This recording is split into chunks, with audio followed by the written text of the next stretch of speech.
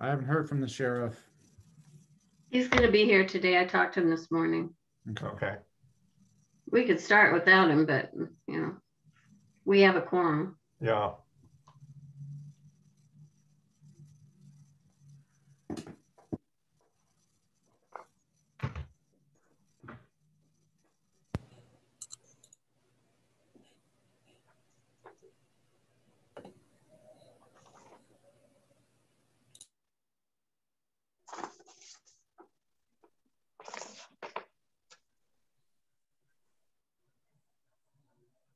Okay, I'm showing 2 o'clock, so I will call the March 18th meeting of the Measure Z Advisory Committee to order.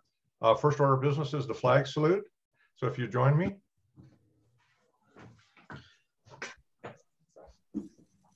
I pledge allegiance to the flag of the United States of America and to the republic for which it stands, one nation, under God, indivisible, with liberty and justice for all. Okay, is there any request from any committee member for a modification to the agenda as presented? Okay, seeing none, we'll move forward with the agenda as presented by staff. This would be the opportunity for members of the public to comment to the committee on members not on today's agenda. So do we have any individuals who would like to speak to the committee on a non-agenda item? And Chair, I'd just like to remind anybody in attendance, if you are calling in by phone, you can press *9 to raise your hand and *6 to unmute when we bring you in. Or if you're watching via web, you can click the raise hand button at the bottom of your screen. So do we have anyone interested in public comment on non-agenda items? I'm seeing no hands raised, Chair. Okay, thank you. We'll move forward then. Discussion items. First of all would be the action summary from the March 11th meeting. Any requests from committee members for any modifications, corrections, or alterations to the action summary?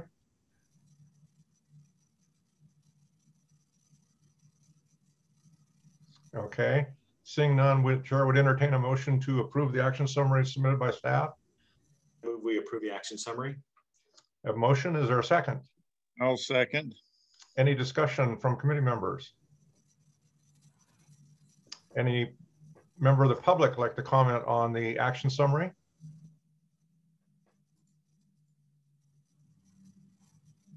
Hearing and seeing none, Chair would call the motion. All those in favor, please raise your hand in the screen. Opposed? Was that an opposition, Mr. Bronkel, or did your hand just hit the camera? You're muted. I voted to approve. Okay, thank you. I'm sorry, I just saw it switch by there. So we have approval of the action summary as submitted. Next item would be county administrative updates. Yeah, Chair. So this week is a big week for county staff to submit their budgets. Right now, last weekend, we finalized our internal service fund charges, and that should not substantially affect the amount of funding available for your committee. So when you guys move on to ranking your applications, we're going to keep the amount of funding available the same. But come Friday, that is when departments are due to submit all their budgets. And then from there, the county administrative office is going to go through and finalize everything and get the budgets back out to departments, I believe later in April, and then we'll move on to proposal of the draft budget in June. So heavy week this week for county staff to do budget development. Okay, and just for all of our recollections, could you specify the numbers that you're working with and we're working with currently, please? Sure. So right now we are estimating a little bit over $12.5 million in Measure Z revenue.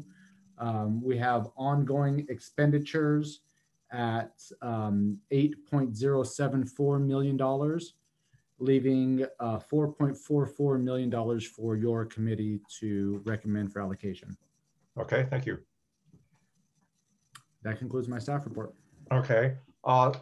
Next item, the staff has distributed the questions and the written responses to the questions committee members submitted. Is there any desire on a committee member's part to seek additional information or clarification of any of those written answers?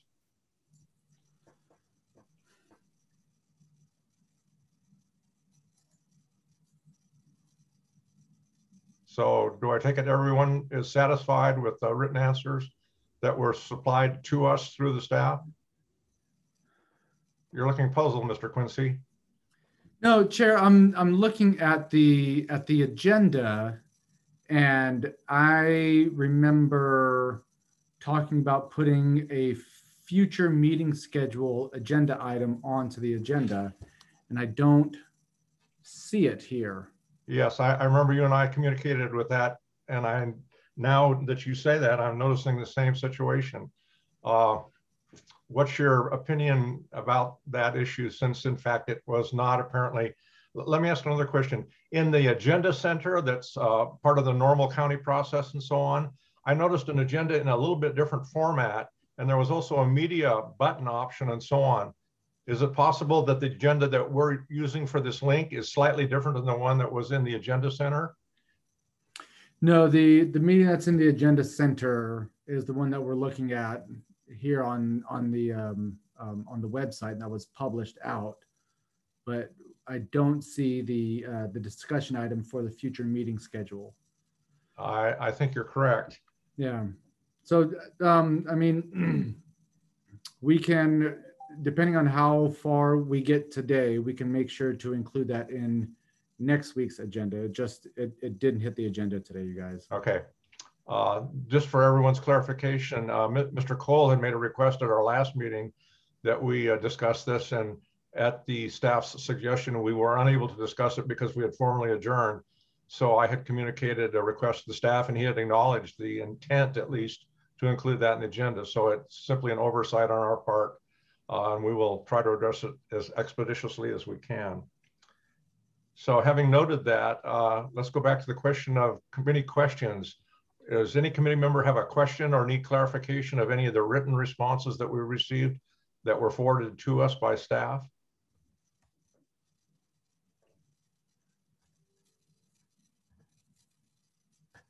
Okay, seeing none then, we would move to item D4, which is the ranking process for the applications. The committee had, go ahead.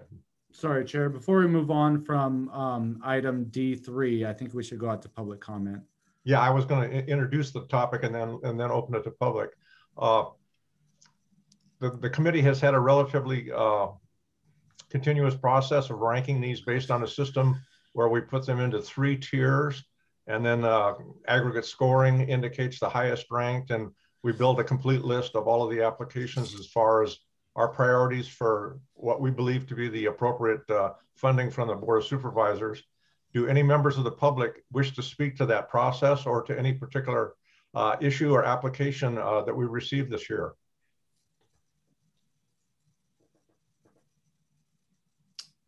I am seeing one, and I will bring them into the meeting. Captain Stevens. Good afternoon, Captain Stevens. Welcome. Good afternoon, Chair Zemer and committee members.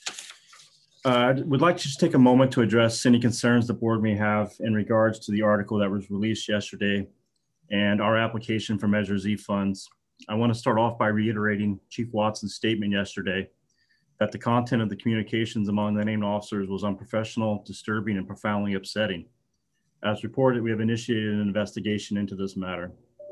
As an organization, we have worked hard to create a community service-oriented culture and to build positive relationships with all members of our community based on committed partnerships, mutual understanding, trust, and respect.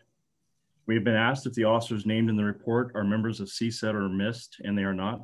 Neither officer has held a position attached to the work conducted with Measure Z funds. Our department and city is committed to providing our vulnerable community, primarily our homeless population and those who suffer from mental illness and addiction-related issues, with wraparound services to help them find a better road to the future. Our department has formed a whole team around this concept, as well as the city creating a program to work in conjunction with CSET to provide even more opportunities to a higher, more productive quality of life. The results of the program speak for themselves when it comes to how these teams have worked tirelessly to assist our community and community partners. Missed Officer Swanson and Ranger Gagnon, as well as the entire team and Uplift personnel, address issues with compassion and equality. Not addressing the issue specifically, but that these people face, but focusing on the human aspect of each situation individually. These teams have helped hundreds of community members over the past 5 years find a better life, proper services, as well as available resources to address their particular situation and circumstances. With continued funding to Measure Z, the teams and programs will continue to help the most vulnerable in our community, as well as provide much needed assistance to our community partners.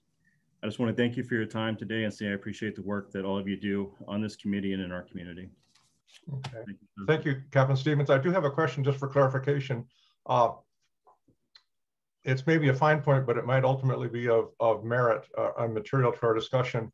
The Sacramento Bee article only identified 2 officers, but alluded to there being, I interpret it to say up to 4 more that were involved in this email or text chain and so on. Do you know the identity of those other 4? That is a part of the investigation that's going to take place, Mr. Ziemer. I can't answer to that right now and don't have that information to be released, or I don't have it. I mean, I don't know exactly that information because the investigation is just starting. So it's unknown at this time whether any individuals who are involved in the programs that we fund are in fact any of those other individuals. No, I can tell you that neither Ranger Gagnon or Officer Swanson were involved in that string of text messages. They are not on that team personnel. Okay, so just for clarity of everyone in the community especially, you're comfortable saying that the Measure Z funded programs do not in fact include either the named officers or potentially any other officers involved in this situation? That is correct, sir. Okay, thank you. Do we have any other members of the public who would like to speak to any process or application before us? Not seeing any hands raised, Chair. Okay, thank you. All right, committee members, anybody have any last minute clarifying questions or process issues you'd like to discuss before we begin? Mr. Bronco. First, this is my first time going through the ranking process. And I do want to let all the applicants know that I consider this similar to scoring the Olympics. All these applications are extremely good. They're well suited for the funding, and it's extremely difficult to really say one project is slightly better than the next project. And it's almost like Olympic scoring where everyone's in the 9.xxx range. And if your project isn't recommended for allocation of funding, it doesn't mean that it's a bad project. It just didn't rank high enough this year. Resubmit an application next year and try it again.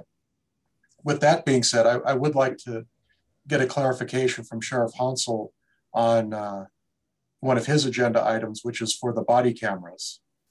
And knowing that body cameras are critical and essential for law enforcement moving forward, for protecting the public, for protecting law enforcement officers, and providing actual evidence of what actually transpired during some sort of incident. With that, the good news is we're not the early adopters. Other people have. They've suffered through learning how to actually implement the technology. So the sheriff gets to ride on the coattails of those that already figured everything out. And the only question I have for the sheriff is, because we are involving cameras and we do have a union, has the union signed off on the protocol for using these cameras? And if they haven't, is it worthwhile to consider postponing this application until the next funding cycle so that we're looking at recommending allocations for shovel-ready projects and not something that may or may not come into reality as we have to work with the union on getting all the protocols and procedures in place for something that should seem minor in this day and age. Thank you. Through the chair, is it okay to answer the question? Absolutely. Great, thank you, Bob. Great question. And so I've already had discussions with the HDSO president, Jamie Barney, regarding this. And I think, like I said in last week's meeting, the deputy sheriffs are welcoming this and want body worn cameras. They want the support with it. We actually already have it within our policy about recording, whether it's audio or video recording. And those kind of things. So we'll have to meet and confer when we actually identify the camera and actually, go through and how it changes the working conditions. But it's a meet and confer issue. It's not a meet and agree type issue, and they already are in agreement. And so it's something that they welcome. We already have body worn cameras in our correctional facility. And so it is something that as far as operations goes, it's something that's going to be welcomed. Excellent news. Thank you. Thank you. Justin, I'll get you in just a second. Mr. Quincy, I'm seeing Tom Matson's tile on my screen. Was he making an effort to make a comment that we've just timing-wise missed him a bit? No, I think Tom might have gotten a panelist link. So okay. He's here backstage with us, but we'll treat him like a member of the public. Okay. All right, Justin, you had a question, or you showed your hand. Yeah, I have a question. Apologize, maybe this should have came earlier, but it wasn't a question about a submit application. But I want to. My question basically is for the application for the Fire Chiefs Association. Can we see a budget that is balanced to the request amount? We have I attempted to address this last week. We have a budget request for $2 million. And a budget request that is a budget that's in that request that's for, I believe, 600 grand more than that. And I want to support this application, and the budget that's submitted with the application has to match up with the amount submitted. So I would very much call for representative of the Fire Chiefs Association to come forth and tell us what amount of money will be cut to balance that $6 million, then the $2 million, or increase the application amount to $2.6 million. So that balances out. Okay, thank you for the clarification. I do recall the representative of the fire chiefs indicating they had reduced their request from the 2.6 to the 2, but I also noted that the lines didn't match. Do we have a representative of the Fire Chiefs Association available to us? I see Dale is in attendance, and hope you don't mind, Dale, but I'm going to bring you in, and if you're available to speak, you can go ahead and go. I don't see anybody else with their hands up, though. Okay. Good afternoon. Good afternoon, Dale. Did you hear Justin's question? I did. I just logged into the meeting a few minutes ago. Like I mentioned last week, we are going to, instead of picking one project out of the whole list, we're going to prioritize to the needs or the more important needs of the fire districts out there. So, we could use the 2.6 million, but we brought it down to 2 million to be fair. And, but instead of just picking a few things, a department out in Southern Humboldt might need some appliances or some tools, and a department up in, like we are up in the northern region, we're needing some mutual aid radios. So instead of just sticking to the $2 million,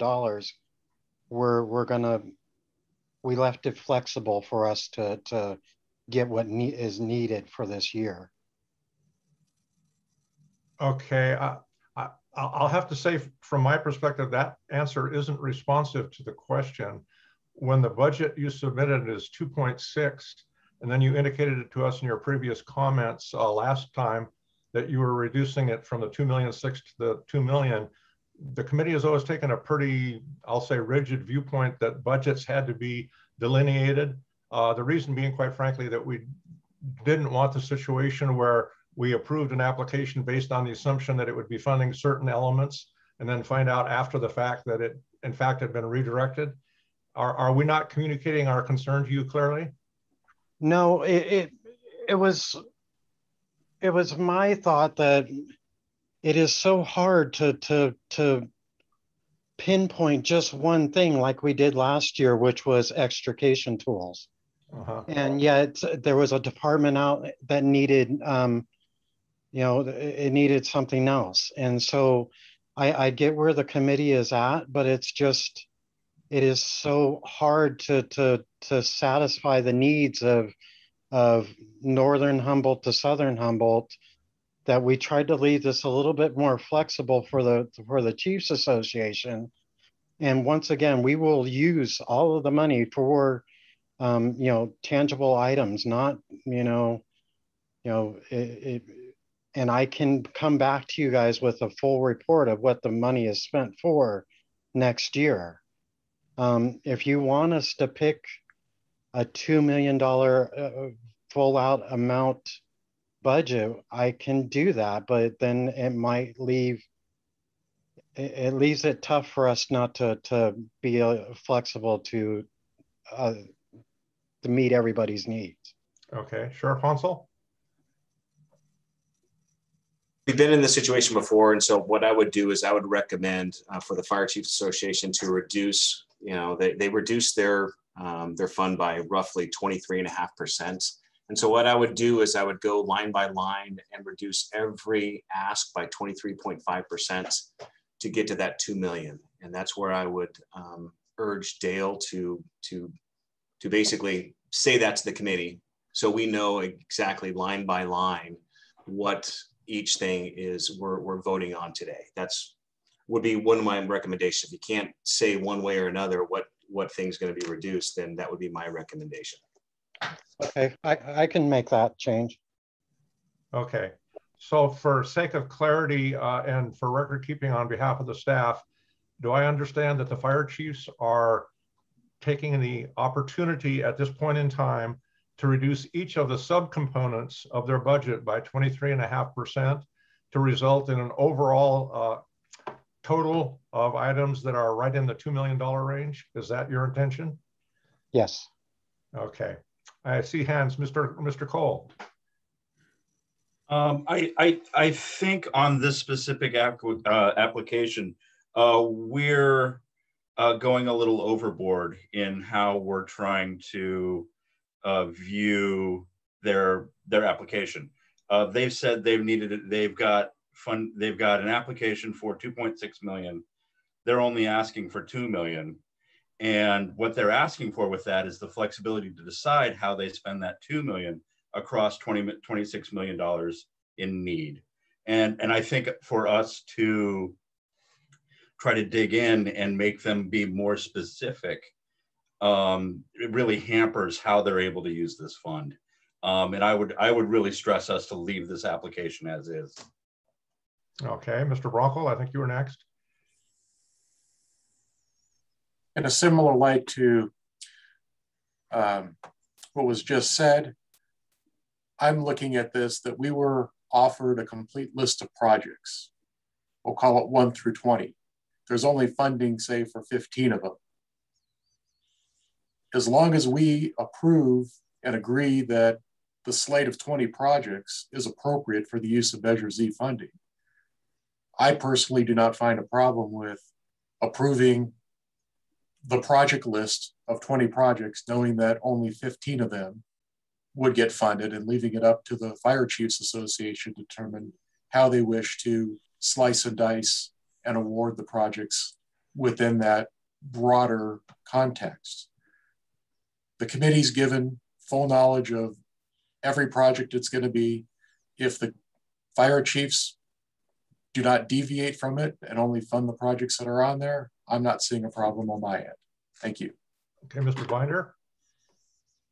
I'd just like to reiterate that I wouldn't be comfortable seeing projects that aren't listed by line item as he did in his submitted budget. If that's the type of flexibility he's talking about, then I wouldn't be for it. But I agree with Mr. Bronco that they can cut down and do what he said and what Mr. Unia just got done saying. If as long as we know that the entirety of the funds that are given them are spent on the items that he had listed. Okay. Any other? Eddie, go ahead. I'm showing you muted. Yes. No, go ahead. I'm sorry. Sorry about that. I'd like to say that fire departments deal with emergencies, and they have a lot of unpredictable things that they work with, and so they do concur a certain degree of risk. And so giving a range of projects, that makes sense to me, to have the flexibility to give those the fire chiefs to make the decision. And so that's where I lean. Okay. Anyone else? Hey, Glenn, Ginger's been trying to speak. Yeah, I see her now. 10 other people. Go ahead, Ginger. Yeah, I don't have a problem. I trust the Fire Chiefs Association. I'm concerned for the public's eye that we're setting up a slush fund. You know, people will say that because we're just allowing them to have this amount of money and they're going to spend it. We're opening the door for anybody to do that then from now on if we vote this.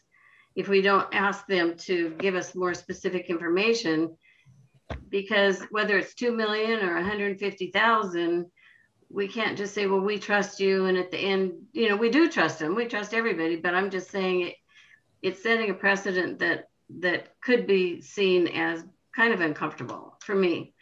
And so I get it. I get what's going on, but we have the public to answer to, and, you know, that's our job. And so that would be my only thing. Can I move on to another question, or do we have to stick with this? Let's try to bring this to some sort of conclusion first. All right, well, you come back to me, Glenn, because I know you don't see my hand when it's up. Well, you're so delicate with your motions. Yeah, you need to call on me when my hand is up. Well, okay, I'm sorry, I didn't see your hand. Yeah, I know. Put it up in the frame. The screen I've got, there we go. That'll be perfect. Yeah. Sheriff Hansel. Right. Yeah, I totally trust the Fire Chiefs Association as well. But when it comes down to the Board of Supervisors, I think they want some specificity when it comes to how the money is going to be spent, because, you know, with, I'm sorry, the number 30 some odd fire districts out there, there's you know, we want to make sure that it's spread equally across the county. And so we want to make sure that, you know, that there's some specific fire districts that are going to receive that money for that specific purpose. So I know that's probably the board's point of view. I'm okay with moving forward with you know, providing them $2 million, but by the time it gets to the board, I'm sure they're going to need that specific line item amount that this money is going to be spent on. Okay. Anyone else? Yeah, Mr. Chair, if I may. Yes, sir. If I may speak to Dale. Dale, I appreciate what you said. In essence, I personally want to give you that flexibility. I would like to, and I can't do that with my position. $680,000 is a tremendous amount of money, and I can't pass the red face test, so to speak. And it wouldn't matter if it was the Fire Chiefs Association or any other applicant. It doesn't matter. That budget, in my opinion, needs to meet that. Needs to meet the budget requested amount for any and all applications. And I would, in essence, prefer the Fire Chiefs Association to make those cuts versus this committee doing that. But if in essence, if you don't make the cuts yourself, then that's what I think. That's what will happen. Basically, is the committee will make those cuts, or the Board of Supervisors would. So you want to be in control of that as much as you can. So Sheriff Hansel made a suggestion. I think that was just fine in terms of it may seem draconian in a sense, but that's a very easy way to go about doing it. I would be honestly really curious if you would consider, if you could talk a little bit more about the essentialness of the out-of-district response and the planning there's over $350,000 right there on the first two items. And all the other items that are listed in the budget, I can see that direct connection to providing services for planning and out of district response. Maybe some additional information would be helpful. And I would just be curious if you would consider cutting those out at the top of it. Thank you. Okay. Anyone else like to speak? Okay, just from the chair's point of view, just as speaking, first of all, as an individual committee member, I tend to support Mr. Robbins' position. We have taken the position with a couple other previous applicants that varying in a significant manner from the materialness of the application was an offense that we carried to the Board of Supervisors in 2 cases. In the case of this particular application, it seems to me that there are categoricals. And what I mean by that is there are some direct equipment operational funding elements. There are some functional funding elements. And then there are some operational elements, i.e. the out of district response and so on, that categorically are quite a bit different in nature. So if you were to make a cut of say 23% across the board, it may or may not make the out of district response, functional to the need, whereas maybe 23% less of turnouts is actually functional. So I'm struggling with the fact that by mandating a specific percentage cut of specific elements, you may make some of those less functional than they would be otherwise. My question to you is, if we were to move your application to the very end of the ranking process and so on, would you and maybe anyone you care to enlist be able to go through and give us a little more definitive idea of how you were going to restructure the 2.6 million down to 2 million? That would probably give you, I would guess, close to 2 hours to do so. Is that a reasonable request for you? It is. I feel that I can make that happen in that period of time. Yeah, as a couple of committee members indicated, we're not trying to be draconian, but this principle of the applications and the way the money is spent being consistent is an important one for the community, and it's also important for the committee. So at this point, if that's a capability that you believe you have and you can come up with a structure that you think fairly represents your actual request, I think the chair would then request that we will move your application to the end of the discussion as far as ranking is concerned and give you an opportunity to restructure that budget. And then you can speak to us at that point in time and clarify exactly what's currently being requested. Is the committee comfortable with that? I'm not seeing any obscene gestures, so we'll assume that that's concurrent. Mr. Cole. I'm not as comfortable with that. If there was a vote, I would vote against that. Okay. What is the consensus of the committee then? How would you like to proceed? Mr. Chair, to accept the 2.6 million and deal with it on that basis, accept the 2 million with unknown reductions, or take one of the steps that have been discussed here. Mr. Chair. Mr. Robertson. Let's hear what Justin has to say first. Okay, Justin, go ahead. Well, I was going to make a motion. I was going to make a motion that said basically that the application for the Fire Chiefs Association be moved to the bottom of the list. Okay, we have a motion to defer the fire chiefs to allow them some time to restructure. Is there a second for that motion? I'll second it. Okay, a second by Mr. Bronkel. Discussion by committee members.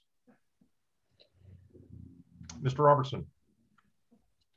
I just wanted to say I can certainly understand and appreciate certain committee members' concerns. I think the intent of the Fire Chiefs Group was, when we survey all 42 departments, we put those needs into categories. And like you said, the categoricals is what we come up with. What we've done in the past is cut categories.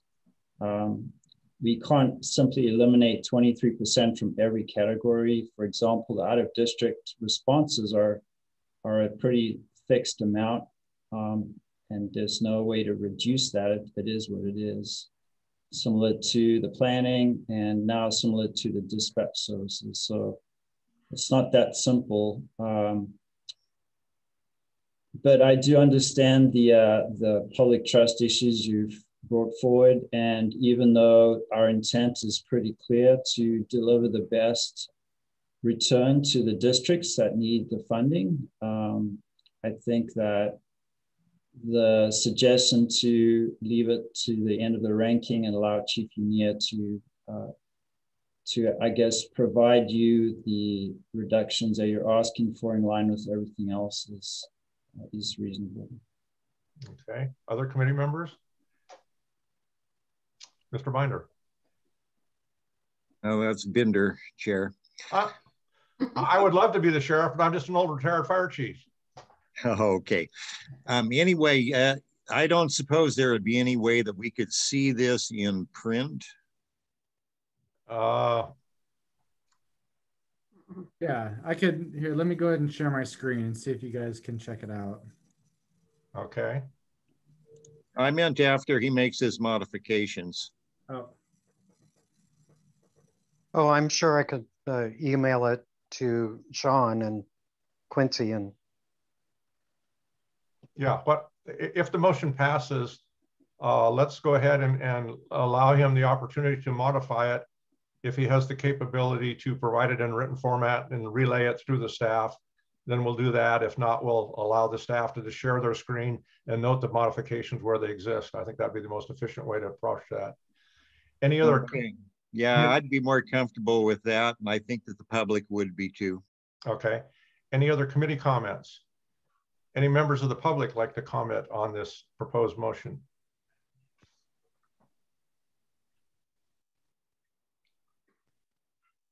Not seeing any, Chair. Okay.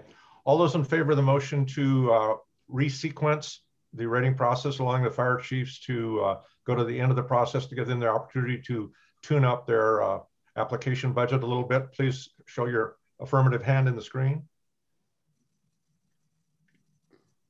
Opposed? Okay, the motion carries.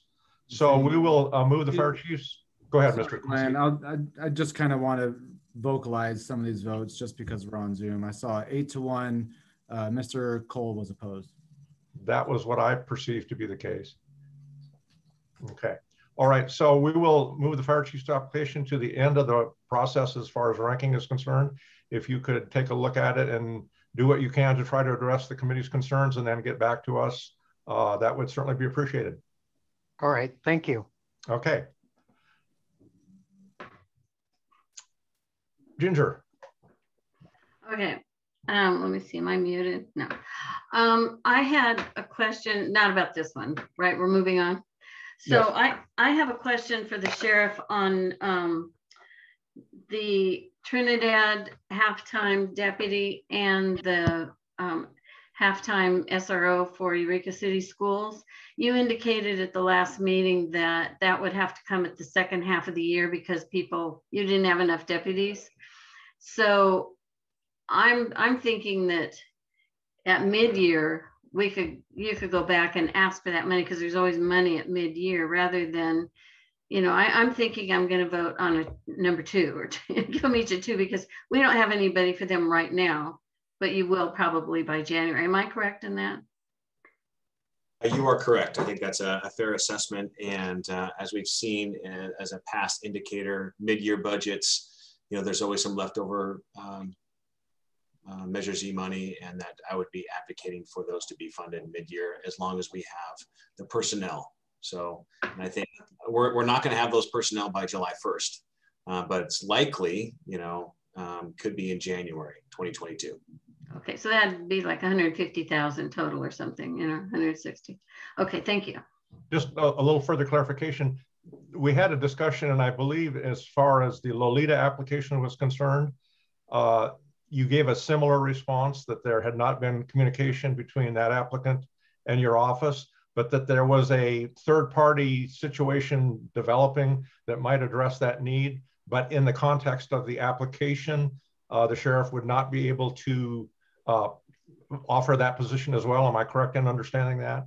That's correct. I cannot support the Lolita position, but there is some funding mechanism for an Eel River Valley deputy with a local tribe and the College of Redwoods. And so we're working with those personnel right now. And as long as we can get our staffing levels up, we can have that funded through those means. So that's what we're looking at right now. Okay. So I guess, Ginger, go ahead. Are you trying to speak, Ginger, or you're muted? No, I'm good. I'm done. Okay, I guess I would, Mr. Robertson, go ahead.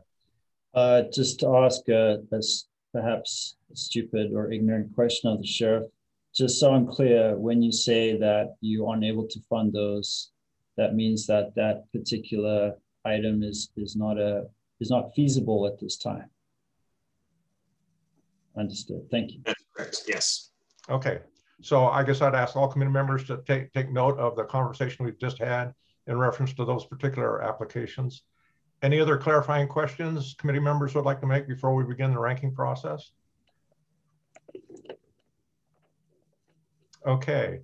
The committee had already indicated their support for continuing the historic practice of putting them in one of three tiers, tier 1 being the most highly rated, tier 3 being the lowest rated. So what we'll probably do is just go through these sequentially. And when the staff indicates certain application, tier 1, tier 2, tier 3, if you could indicate by physically placing your hand in the field of vision and hold it there so that the staff can do that tabulation. And then I would ask the staff to verbalize that communication to see if there's any of us that note any discrepancies from that. Is that functional for the staff? Can I have a question? I have a question. Yes, Ginger. So, Sean, a lot of people took money away from, you know, they reduced their amount that they're requesting. Can you show us what was it? It was set, it was 4,000 or 4 million something that we could give, but it was up to 7. Now what is it? Oh, 6 million. Okay, so $1 million, about, yeah, okay, thanks. Right. So there were some voluntary reductions that applicants told us about over the last couple of weeks. The original request amount was 7.3 million. Can you guys see my Excel sheet here? Mm-hmm. Yes. Yes. Okay. And now the revised amount is 6.3 million with the voluntary reductions, leaving us $2.192 million over the amount available for allocation. Okay. Okay. All right. Are you going to conduct this little polling, Mr. Quincy, or is one of the other staff going to? Sheriff Hansel, go ahead. Never mind. Yeah, I see it now. I was looking for the EVAS program. I didn't see it up there. Now I see it. Thank you. Yeah, they had to scroll to the bottom. Are you wanting to do this, Mr. Quincy, or? Yeah, sure. I can go ahead and do it. Yep. Okay. If you just do sequentially, noting that we've moved the fire departments to the bottom of the list, and then verbalize what you believe to be the vote. And if any of us have any notice of discrepancy, we'll verbalize that as well. Sure. Okay. So application number 1, Adult Protective Services in the District Attorney's Office for $222,893. Please raise your hand if that is your number 1 priority, or if you're ranking it as number 1. So I see 1, 2, 3 hands. That's Ginger, Sean, and the sheriff. Number 2 priority. I see Ernie, Glenn, Nick, Bob, Justin. So it's 1, 2, 3, 4, 5. And then number 3 priority.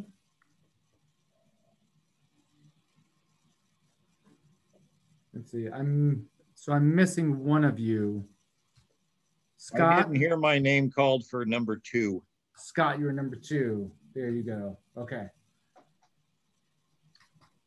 All right, so I have 3 number 1, 6 number 2, 0 for number 3. Arcata Police Department, number 1 priority. Go ahead and raise your hand. I see Ernie, Ginger, Sean, Justin, and the sheriff. So that's 5. And me. Scott, sorry, I've got to look down at the bottom of the screen. Number 2 priority. Please raise your hand. I see Glenn, Nick, and Bob. So that's 3. City of Trinidad, Deputy Sheriff for $79,908. Please raise your hand for number 1 priority. Seeing none. Number 2 priority. Ginger and the sheriff. That's 2. Number 3 priority. Let's see, Ernie, Glenn, Nick, Bob, Justin, Sean, and Scott. 7. Okay, down to Eureka Broadcasting Company, $16,500. Please raise your hand for number 1. I see Ernie, Ginger, Justin, Sean, Sheriff, and Scott. That's 6. And number 2 priority. Glenn, Nick, and Bob. That's 3. And 0 for number 3. Eureka City Schools, $79,000 for the SRO position. Please raise your hand for number 1. Seeing Ernie. Please raise your hand for number 2. I see Ginger, Glenn, Nick, Bob, Justin, Sean, Sheriff. That is 7. And number 3. I see you down. I see you, Scott. City of Eureka Uplift Program for $390,000. Please raise your hand for number 1. I see Glenn, Ginger, Sean, Justin, Nick, Sheriff, and Scott. So that's 7. Please raise your hand for number 2. Bob and Ernie. And 0 for number 3.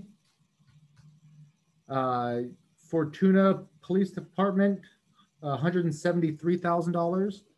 Please raise your hand for number 1. This is application number 9. I see Ernie, Ginger, Sean, Justin, Nick, and the sheriff. So that's 6. Please raise your hand for number 2 for this application. Bob and Scott. That's 2. Please raise your hand for number 3. Glenn. That's 1. Down to application number 11, Fortuna Police Department. Radio for $35,266. Please raise your hand for number 1.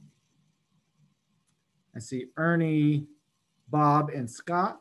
That's 3. Please raise your hand for number 2. I see Ginger, Glenn, Nick, Justin, Sean, and the sheriff. So that's 6. 0 for number 3. Fortuna Police Department SRO position for $178,000. Please raise your hand for number 1. I see Ernie, Ginger, Glenn, Sean, Justin, Sheriff, and Scott. So that's 7. Please raise your hand for number 2. See Bob and Nick, and 0 for number 3. And we're going to skip down. The Chiefs Association is going to be at the end. Humboldt County Public Defender, integration of eDefender and eCourt filing system, $200,000. Please raise your hand for number 1.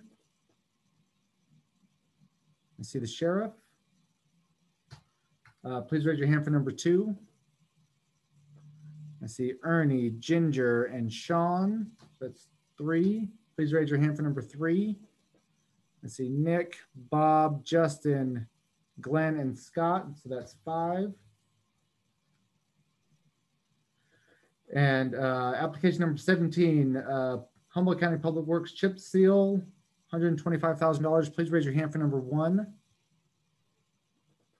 I see Ginger, Glenn, Nick, Bob, Justin, Sean, and the sheriff. So that's 7. Please raise your hand for number 2. I see Scott. Please raise your hand for number 3. I see Ernie. Public Works, F and Oak Street for $482,000. Please raise your hand for number 1. I see Nick, Bob, Justin, Sean, and the sheriff. So that's 5. Please raise your hand for number 2. I see Ginger. So that's 1. Please raise your hand for number 3. It says Ernie, Glenn, and Scott. That's 3. Public Works illegal dumping program. Please raise your hand for number 1.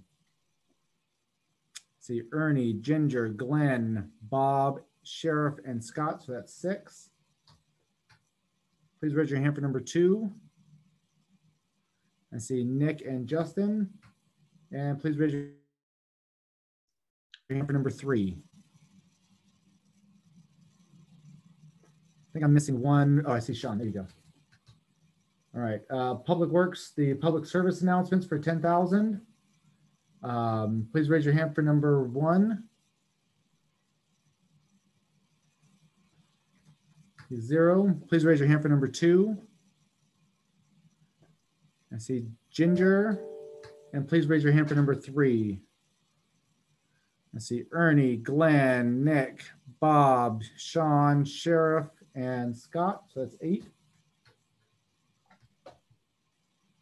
Sheriff's Office body worn cameras, application number 21 for 252,000.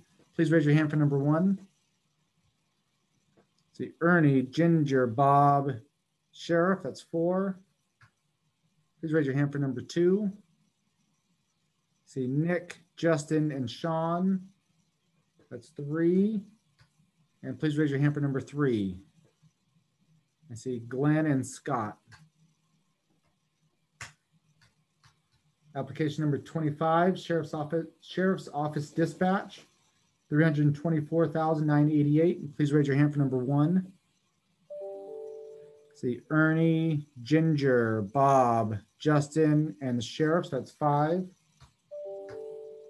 Please raise your hand for number 2. I see Sean and Scott. So that's 2. And please raise your hand for number 3.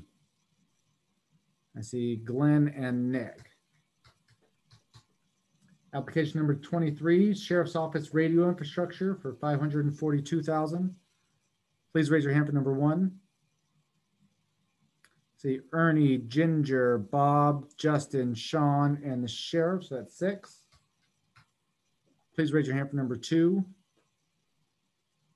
I see Nick. And please raise your hand for number 3. I see Glenn and Scott. Application number 25, Kamal Medical Center for $440,000. Please raise your hand for your number 1 priority for this project.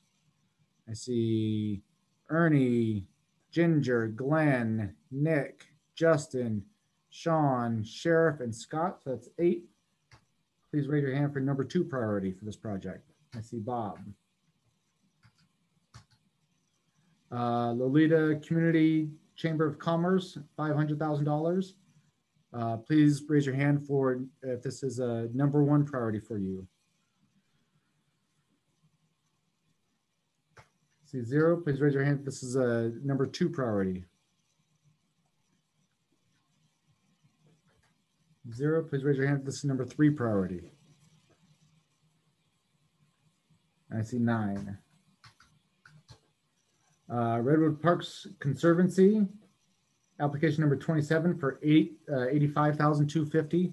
Please raise your hand if this is a number 1 priority for you. I see Ginger, I see Sean. Please raise your hand if this is a number 2 priority. I see Ernie and Nick, 2 more. Please raise your hand for number 3 priority. I see Glenn, Bob, Justin, Sheriff, and Scott. So last 5. Application number 28, Rio Dell Police Department, $18,500. Please raise your hand if this is a number 1 priority for you. See Ernie, Ginger, Glenn, Bob, Sheriff, and Scott. Please raise your hand if it's a number 2 priority. See Nick, Justin, and Sean. So final 3, 0 for 3. Application number 30, Southern Trinity Area Rescue for $136,000. Please raise your hand if this is a number 1 priority project for you. See Ernie, Ginger, Glenn, Justin, Sean, Sheriff, and Scott. So that's 7. Please raise your hand if it's a number 2 priority. See Nick and Bob. And now we'll go back to our final application, application number 15, the Sheriff's Office, the Fire Chiefs Association. Please raise your hand for $2 million. Please raise your hand if this is a number 1 priority project for you. See Ernie, Nick, Bob, Justin, Sean, Glenn, Sheriff. 8. Please raise your hand if it's a number 2 priority. I see you, Scott, and 0 for number 3. So traditionally what we've done, Chair, in the past is we have ranked these applications. The applications, when you were voting, if you voted it was number 1 project, then it would assign a score of 1 for each vote. For number 2, it would double the score. For number 3, you would get 3 points for each vote. So the lowest total scores actually end up being your committee's highest priorities. And I will see if I can get you this. Chair Zemer. Certainly. The Fire Chief Association was supposed to provide us. Yeah, I was gonna point that out. Is the fire chief's representative available to us, Mr. Quincy? Yeah, let me see if I can bring him in.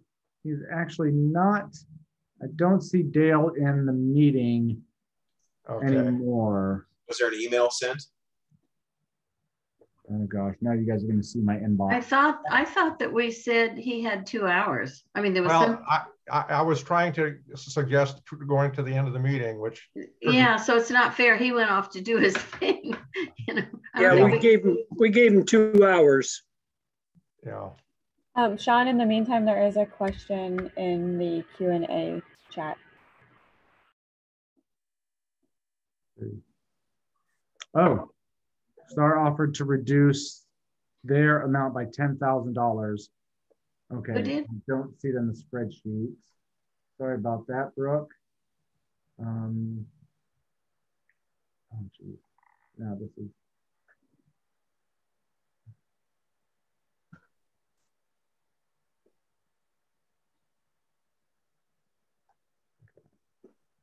Sorry, I'm just updating the spreadsheet.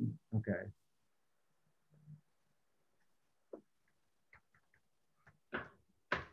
Okay, I think, so with that, Chair, if you don't mind, if we can just re-vote on the STAR application with the reduced amount. Okay. Okay. Let's go ahead and have Mr. Quincy pull everybody at the reduced amount of $126,348.11. Okay. Please raise your hand if this is the #1 priority project for you. See, Ginger, Glenn, Justin. I missed Sean. that. What was that? I'm sorry. What are we voting on? We're re-voting on the STAR application. They had offered to reduce it by $10,000 and that had not been noted in the spreadsheet. Okay. So it's been corrected now and shows in yellow. All right. And we're voting #1 on that, or I am rather? Yes, #1 on STAR. This is the #1 priority project. So I see Ernie, Ginger, Glenn, Justin, Sean, Sheriff, and Scott. That's 7. And then #2 priority project. See Nick and Bob. Okay.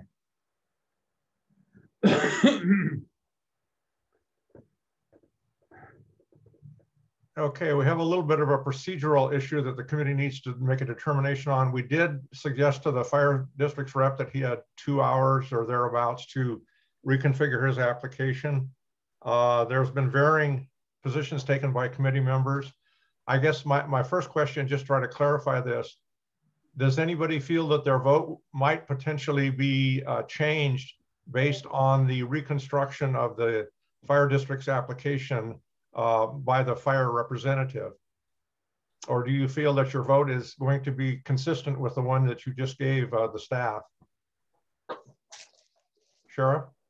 As long as the funding priorities stay the same, the amounts change, that's not a problem. But as long as they are in one of those categories, I'm okay as long as they have that line item at the very bottom saying 2 million for those things.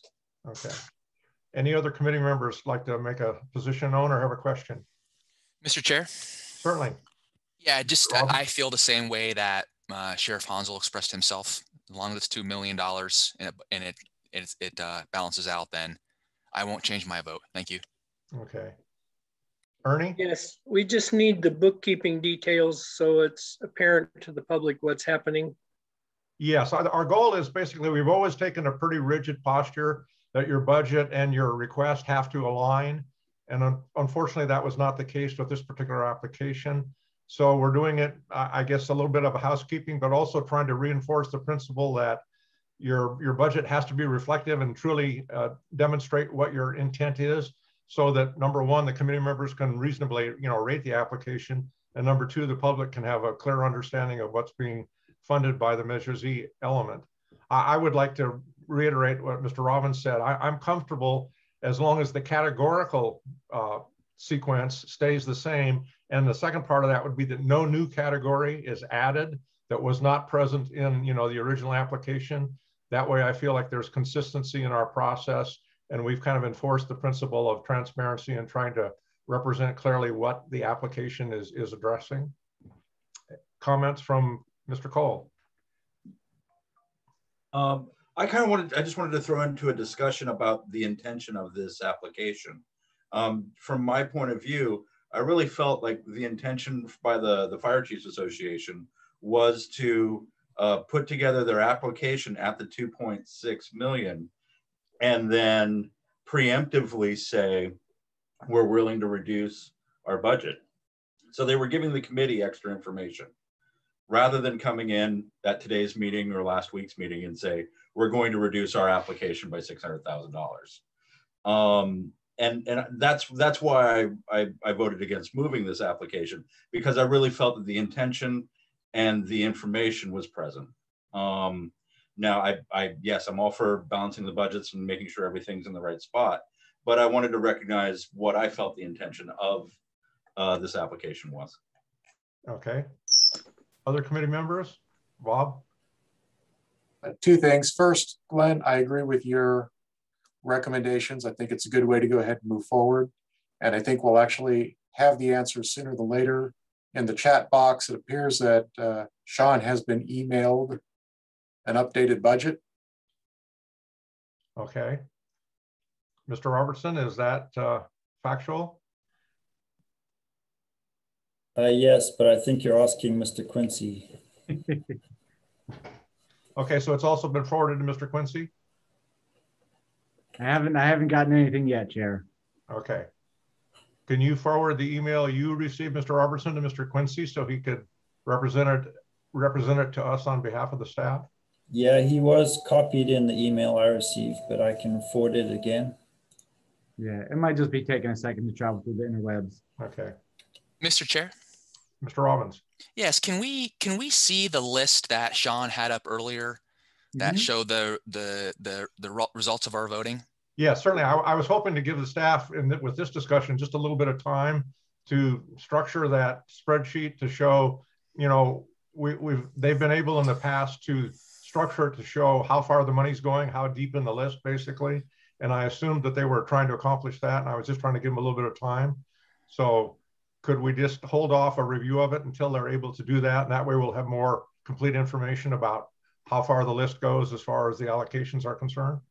Is that what you're trying to get to? In essence, yeah, I kind of want to see, I would like to see basically, kind of where we're at that cutoff amount of, I guess, 4.4 million. And I'm contemplating my mind right now. Am I ready to, the question I'm asking myself right now is, am I ready to vote again on prioritization? Or do I need more time to kind of think about, in essence, the other applications that we would be prioritizing? Because in essence, the next round of prioritization, right, is what would come after the $4.4 million?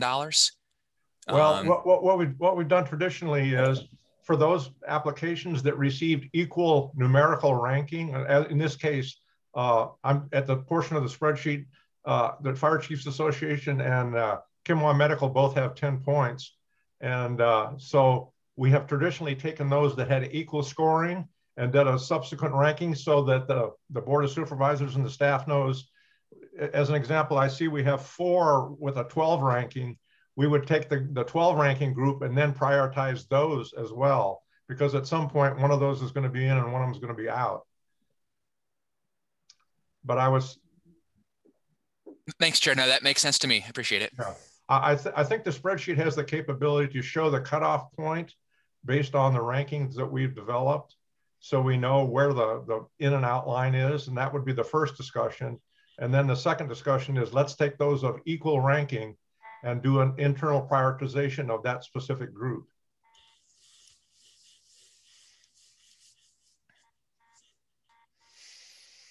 Do you want a couple of minutes, Mr. Quincy, to allow this to occur, or is it going to be magic? Oh, let's see if I can work some magic. Oh, maybe not. Yeah, you want to give me just a minute? I thought that I had it, but okay. Now let's just adjourn for 5 minutes. Give the staff the capability to organize the spreadsheet, and we'll be back in session. It's 3:04 now. We'll come back at 3:09.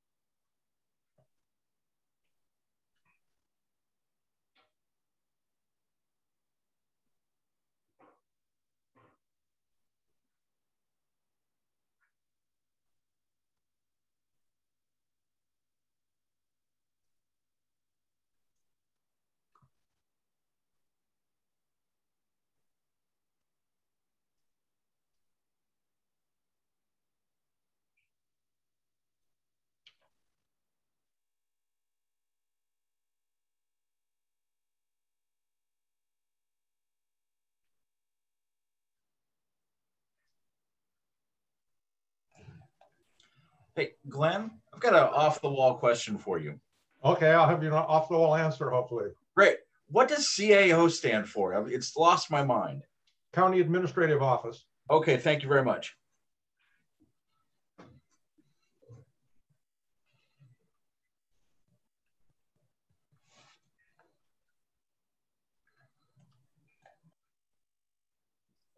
So how are your fishing endeavors going? I love the work.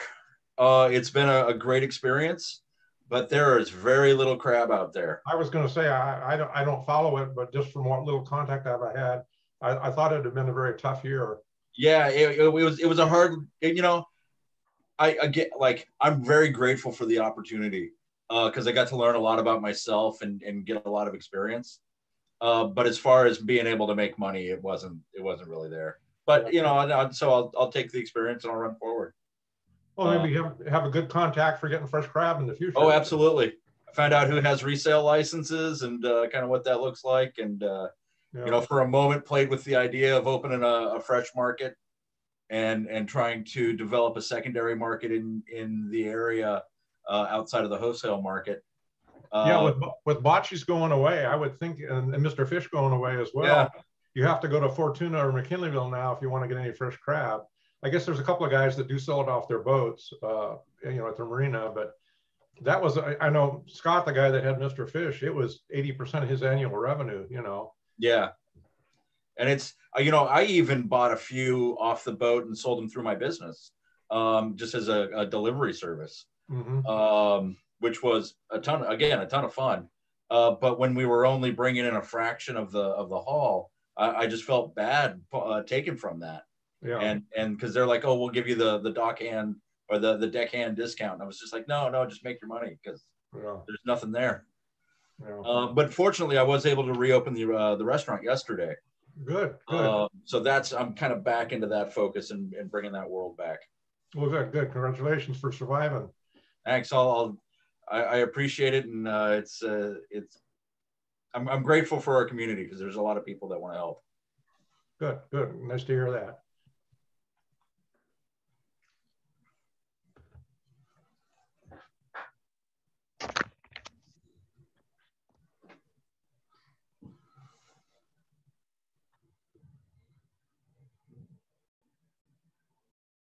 So I can't wait until we can do these back in person again, and I don't have to like spiffy up my office. Yeah. It's amazing how different the experience is and how you walk away from it, and the feeling, at least for myself, that it's a very, very different structure and circumstance, and it feels kind of hollow to me, quite frankly. One of the things that has really been hard for me to swallow is the lack of public comment. Yeah. I was so used to that being a part of the process, and really having to hear what people said in person. Yeah. I feel this, you know, Zoom made it work, and we got through what we needed to get through, and we're moving forward. But I really feel like we're missing a part of the discussion. Yeah, it's ironic to me because theoretically, when you look at it just kind of abstractly, you would assume that this actually gives more people the capability to access the meeting. But at least in numbers, it's turned out to be just the opposite. We had more in-person participation than we've had in these meetings. I know. Mr. Quincy, are we back in shape? Yes, sir, Chair. Okay. I would call the Measure Z Advisory Committee meeting back to order then. Okay, Mr. Quincy has been able to organize the spreadsheet and so on. You want to just summarize basically where we're at this point? Yeah, Chair. So the projects are organized by your priority. So Fire Chiefs Association, Comal Medical Center are you guys' highest priorities down to the end. And it looks like with the amount of funding that's available, $4.4 million. After we tossed out the applications that your committee said did not meet the criteria, there was $4.6 million that was being requested, leaving us with $182,000 over our available allocation at this point. So right now, the applications, all the applications except for application 26 are available to be fully funded at this point. If we decided to go fully fund everything except for the lowest priority application. Okay. Traditionally, we have gone through the process of ranking those applications in subcategories. In other words, all the 10s, all the 12s, all the 14s, and so on, so that the Board of Supervisors would know our order, because it was often the case that that internal ranking of the rankings changed whether some applications were funded or not. It doesn't appear that that would be the case based on what you've just told us. So what does the committee feel? Do you still want to go through the ranking process for each subgroup that are numerically the same rank? Or do you want to not pursue that based on the information Mr. Quincy has given us, indicating that it's likely that the vast majority of the applications would be funded, and that would be something of a mood exercise? So what is the pleasure of the committee? Mr. Chair? Mr. Robbins. Just a question. So if right now, so we're basically, if we funded all these projects, including the very last priority one, which is Lolita Chamber of Commerce, we would be negative $182,000. Is that correct? That's correct. So in essence, well, this is very interesting. Could I just ask a clarifying question?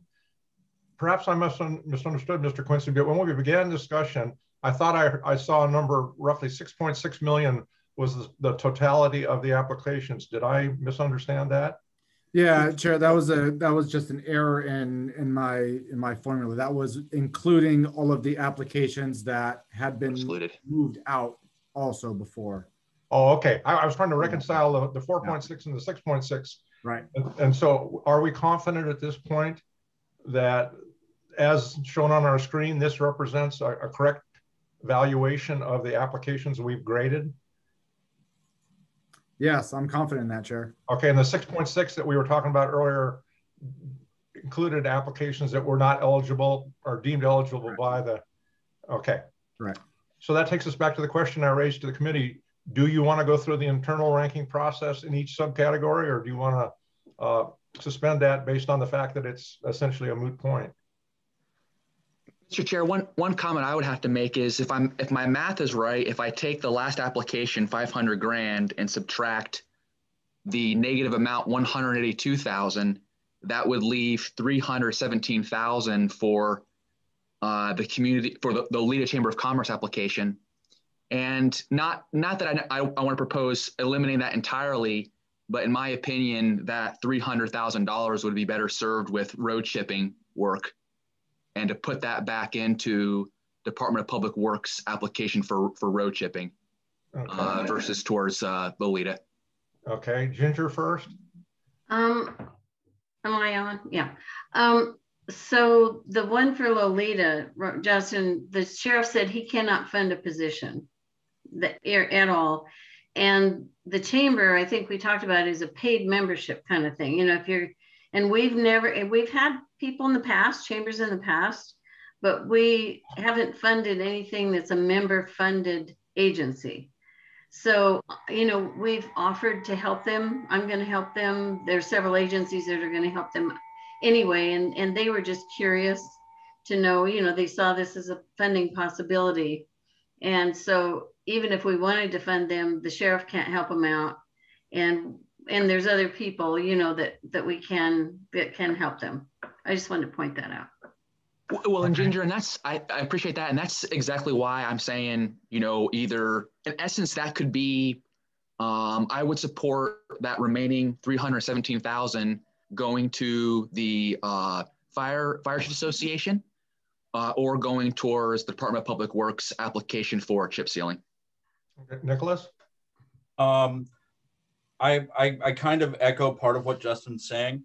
What's the possibility of looking at unused funding and any excess funding being dispersed to applications that voluntarily reduced their application based on the ranking priorities that we've already established? Yeah, I agree with that. That's certainly an option. That's one option. Other comments from committee members? Just kind of like to voice in and say that I agree with what Nick said and what the others have about restoring it to those who voluntarily decreased their funding requests. Yeah. Excuse me, just for clarification here, my brain is still having some trouble with the numeric portion of this. Can you scroll up to the top of your spreadsheet so we could see the top portion?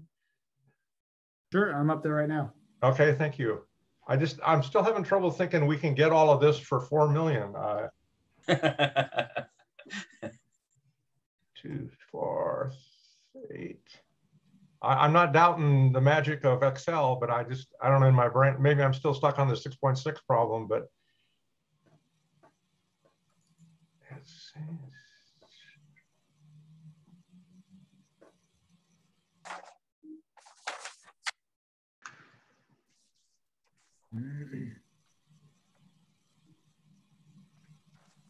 Now, what is column S? Whoa, back up. Go up to the middle of that spreadsheet once. So the column S over here is a running list. So this is $2 million for the fire chiefs. This is 2.4 if you add the fire chiefs. And Aaron to station 5. Aaron to station 5, please. But when you go down to line number 30, which is the Southern Trinity, at that point, it's 3,135,000. Then we add in the 290 of the police department and it drops way down. So there's an error in a formula or something here. Right. You see what I'm saying? Between yes, oh God, how embarrassing. Yeah, between line 11 and 12, there's a problem with the formula because it goes from 3,135,000 down to 1,000,004. Yeah. Oh, geez. And then you take the next line down. It doesn't add. It doesn't run. You're right. There's $2 million. You're right, Chair.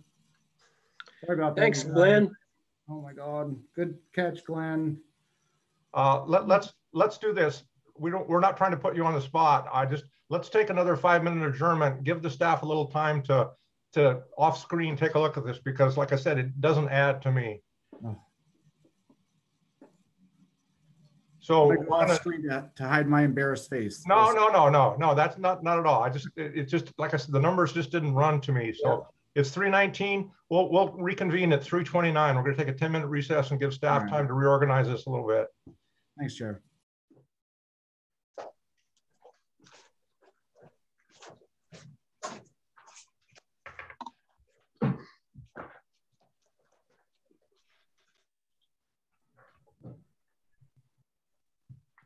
So Nicholas, back to your restaurant. So you can open like at 25% or 50% or something like that? 25.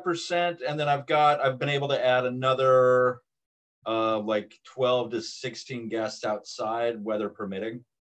Okay. So it's and I did have people take advantage of it yesterday. The little park, you have one of those parklets in the parking space? Yeah, well, and I've got a little funny space out in front of the building, but it was enough room to allow for public breezeway and still have some seating. So I've been able to do some planter boxes and something a little more finished. Well, it's nice.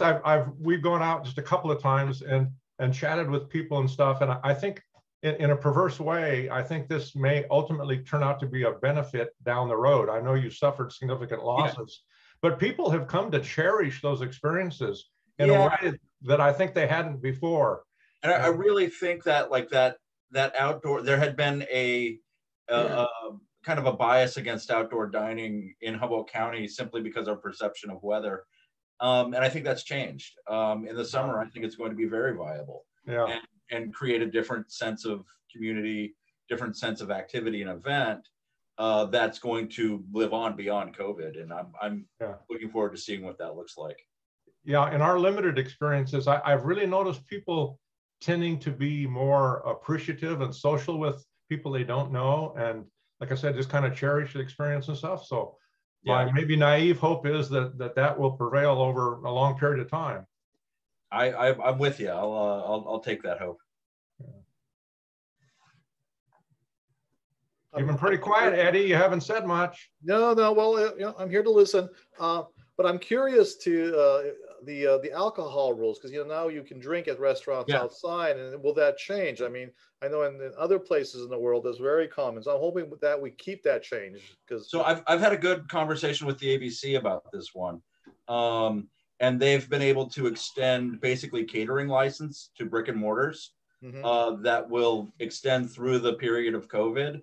And while that's happening, they're developing another program to make those extensions permanent. So I do have to say, many of the licensing agencies have been working the problem as well, and not being a barrier to change.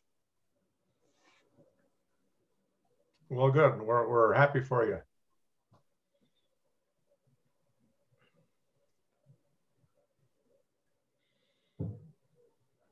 I have to say there's been a lot of agencies in this little pandemic that have created themselves an empire. Here we go. Okay, back to reality.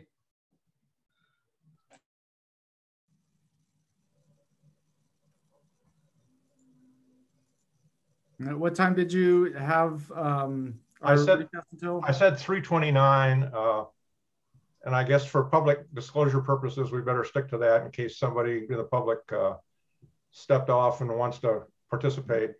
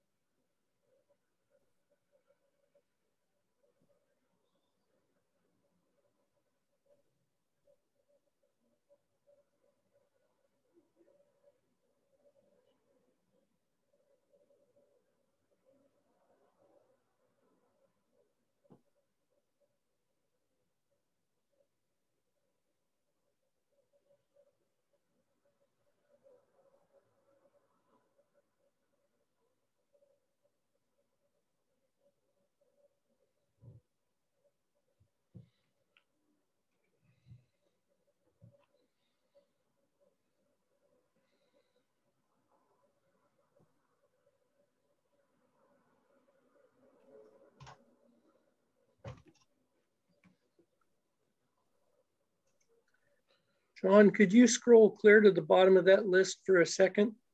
I don't have control of that. If Sean's there, perhaps he can. Yeah, do he's there. He heard me. Yeah. Yeah, there, that looks more like it to me now.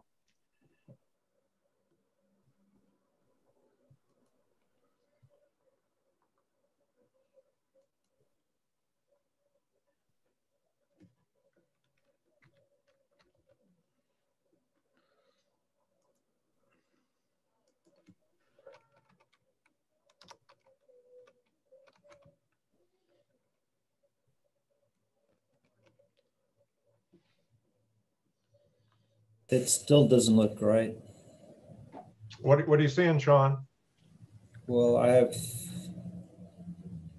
never mind.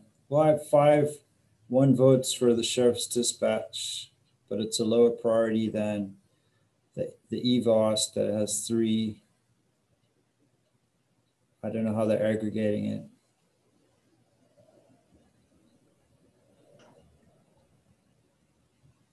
Surely 5 number 1s would be higher than 3.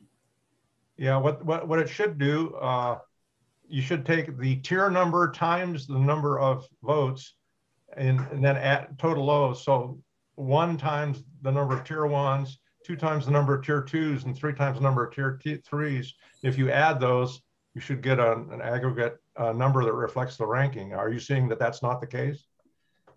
No, my brain isn't that impressive to aggregate like that.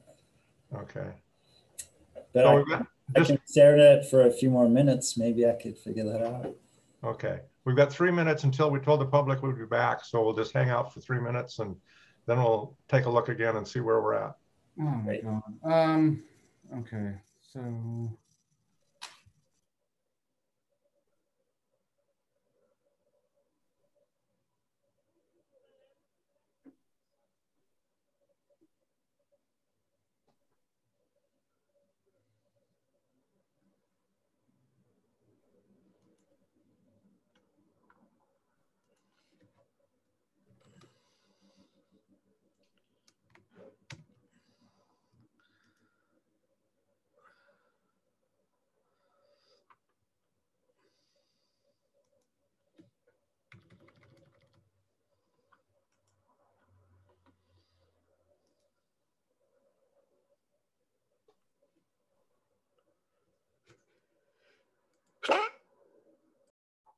Bless you.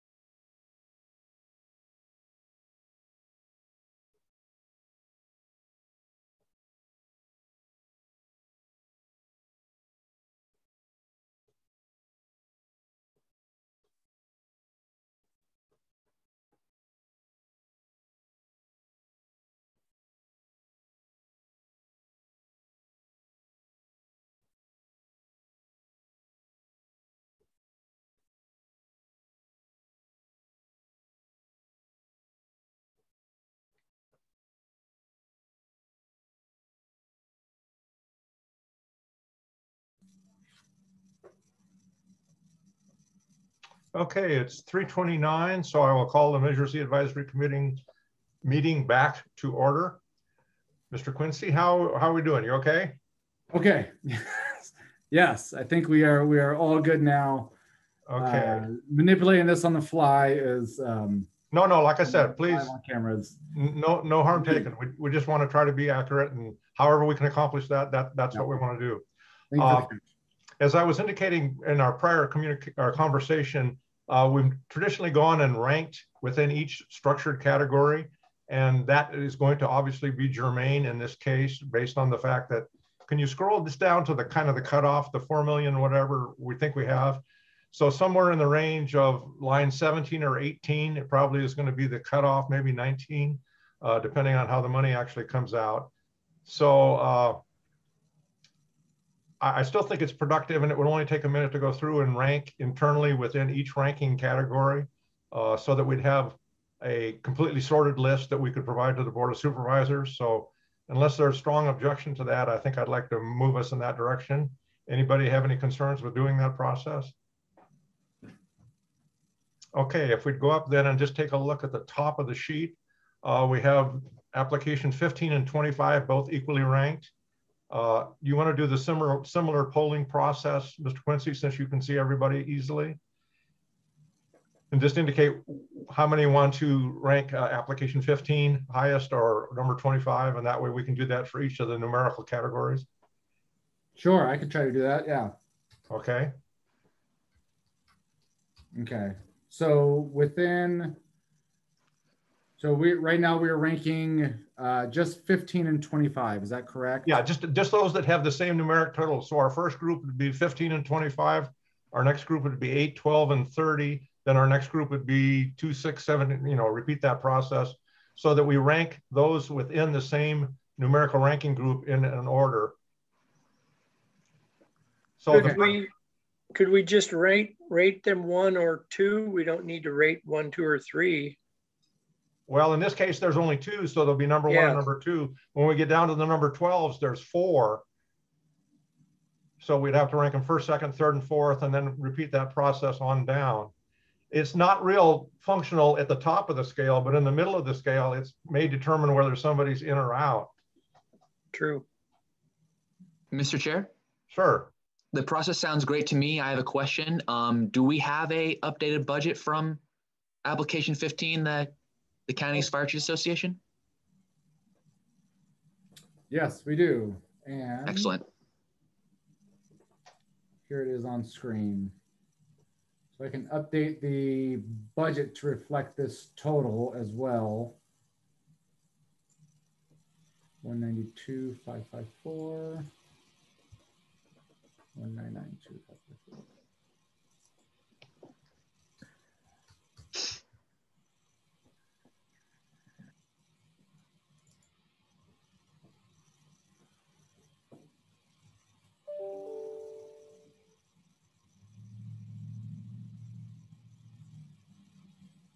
Is the representative from the fire agency on the line with you with audio?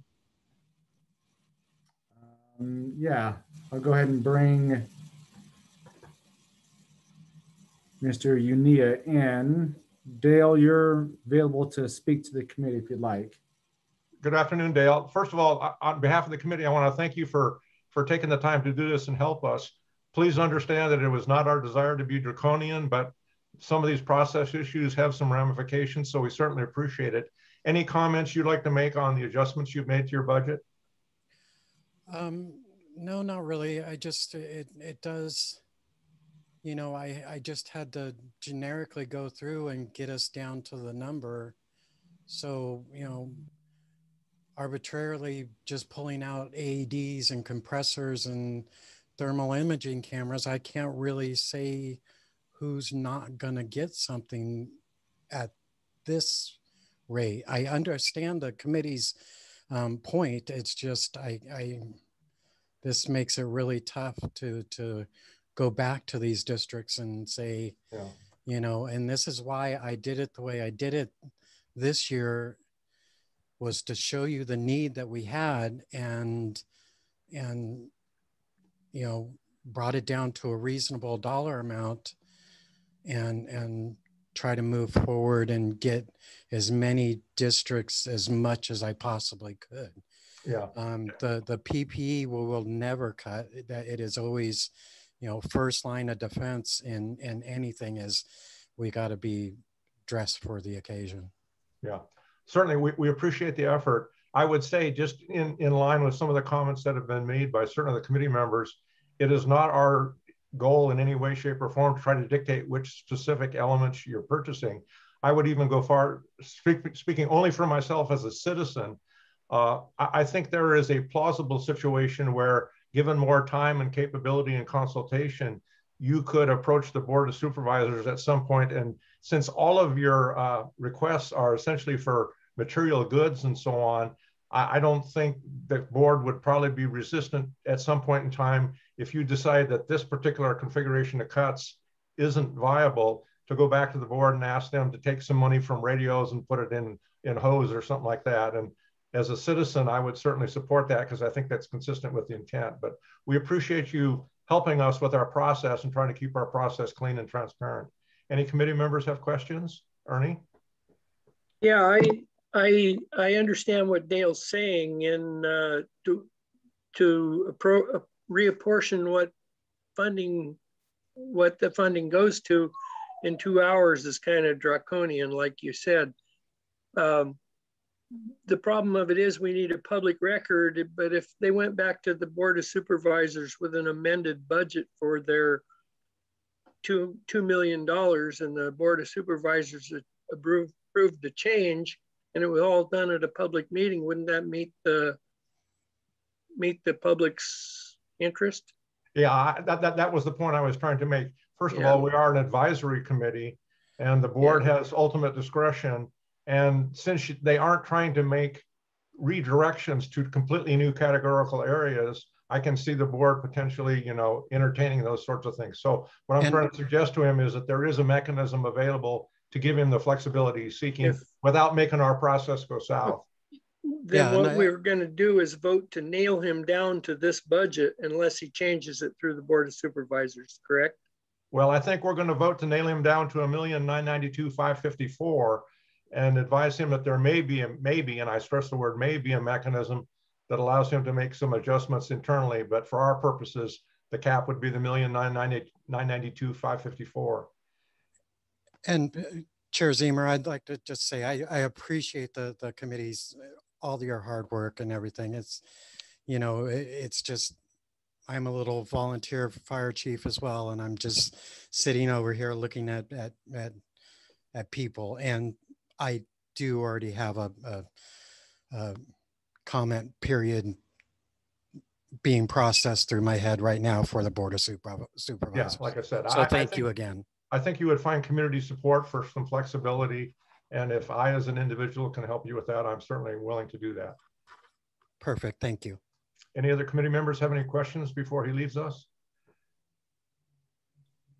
I have a comment, not necessarily pertaining to this. It appears we have a question in the chat regarding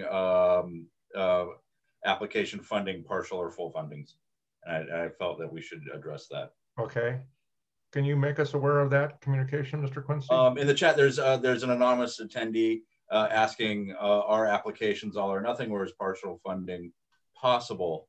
And it is the committee has kind of come to a consensus that fully funding applications is the route that we would like to take. Yeah, I think that's a correct statement of the committee's position. We've given applicants the capability and even the request in the past to amend their budgets prior to our decision-making process. But the committee has always taken the posture that we are not trying to internally carve up particular applications and so on, that we hope the applicants are concise and use good judgment in their application process. So I think Mr. Cole has correctly stated the committee's position that other than voluntary reductions taken by applicants prior to the prioritization process, we've tended to want to stay with the totality of the application as submitted. Any other committee members? Mr. Chair? Certainly. Just a quick question here. Is Southern Trinity Volunteer Fire Department the same as Southern Trinity Area Rescue, or are those two different entities? I'm just curious. They are two different entities. The STAR, the Southern Trinity Area Rescue, is the ambulance agency that provides both voluntary and paid employees. The Southern Trinity Fire Department is a non-district. It's not a legal entity. It's essentially a community benefit corporation that works as a separate entity. They support each other and so on, and there's some cross pollination of the personnel and so on. but the Trinity Fire Department is an entirely volunteer fire service agency. Thank you, Mr. Chair. Okay. So let's go back then to our process of internal prioritization. So if Mr. Quincy could poll on application 15 and 25 for ranking so we could get through this part of it. Okay, so just so I'm clear, Chair, we are ranking between these two applications. When I ask which one is your number one priority and which one is your number two priority, that's all we're doing. That's all we're doing in this case. Moving down to the 11s, we'll be picking first, second, and third. On the 12s, we'll be picking first, second, third, and fourth. Like I said, this is a little bit moot at the top of the scale, but when we get in the middle of the scale, when we're close to the money cutoff, it could suggest to the board which ones that were equally ranked we thought should in fact be funded. Okay. Okay. So we will start with the first group. We are ranking between applications 15 and applications 25. The Humboldt County Fire Chiefs Association. Please let me know if between these two applications, if application number 15 is a number one priority for you. I see Glenn, Nick, Scott, Justin, Ginger, Ernie, Sheriff, Sean, and Bob. So that is 9. And so that would be 0 for number 2. And for Kamau, then just by simple math, we would have to reverse it. That's right? Yeah, this would have 9 seconds, obviously. Okay. All right, it's gonna, okay. And I've got to do some more Excel magic after that to total it up. But we'll do that in a second. Okay, so between applications 18. No, number 8. Sorry, number 8, 12, and application number 30. Please let me know if application number 8, the Eureka Police Department Uplift Program, is your number one priority. I see Nick, Scott, Justin, Ginger, Sheriff, Sean, and Bob. So that is 7. Please let me know if it's your number 2 priority among these 3. I see Glenn, number 1, just 1. Please let me know if it's your number 3 priority. We should add to 9, should we not? Yeah, I've got to get a formula in there, Chair. So I didn't know that we were going to do the secondary ranking. So I know what I'm saying. I'm saying 7, 1, and 2. That's more votes than we would have had. That it? Oh, sorry. That was just, yeah. So number 3, please let me know again. I think it was just Ernie. Okay. Number 3. There you go. Okay. For the Fortuna Police, maybe we should just go down number 111 so that we keep the math right. Whatever works best for you. Yeah, let's do that. Okay, so for Fortuna Police, there should be only 2 people left. Please let me know if that's your number 1 priority. Ernie, here we go. So then Southern Trinity, there should be 1 vote remaining. That is you, Glenn. Okay, among these 3, let me know if Fortuna Police is your number 2 priority. I see Glenn, Justin, Ginger, and the Sheriff. So that is 4. And let me know Southern Trinity, if that is your number 2 priority.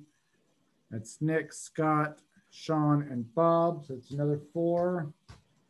Perfect. That works out to 9.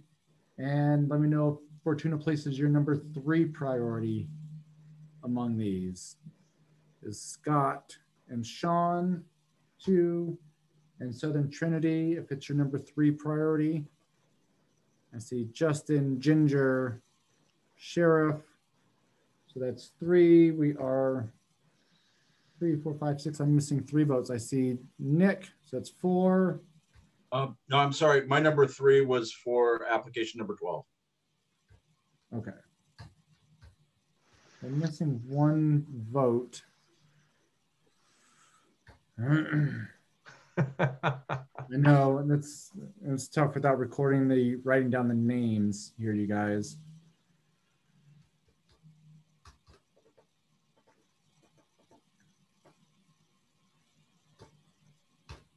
Leanza and Neftali, are you guys writing down the names for these votes? Do you know who we're missing out for the number 3 rankings?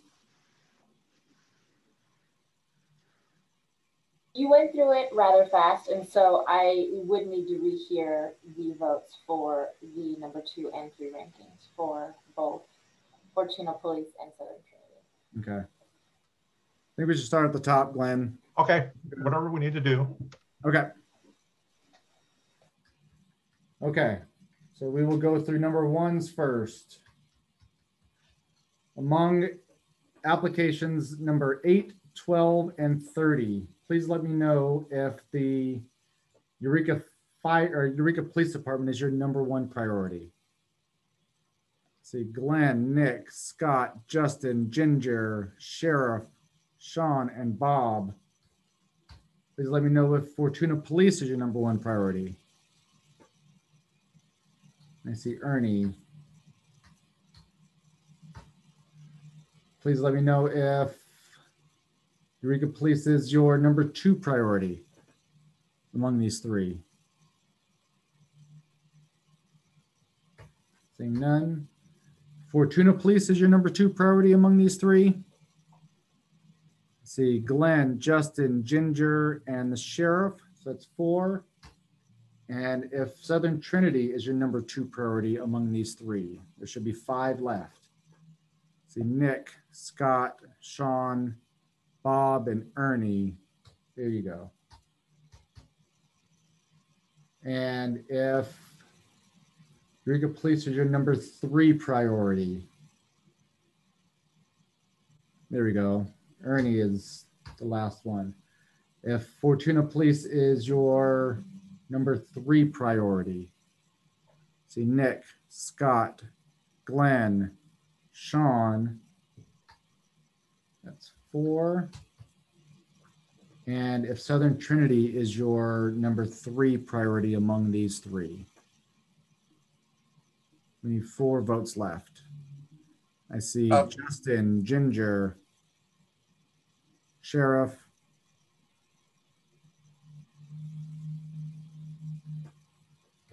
Sean, you're going to be 1 vote short. My vote for Fortuna Police was number 3. Is that right? Yep. Here we go. Oh. Crisis averted. It's a little tricky. All right. Okay, so now we are going. We've got 1. Excuse me, the numbers still don't add up. No, they don't match. Down here.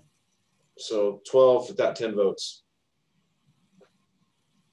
9.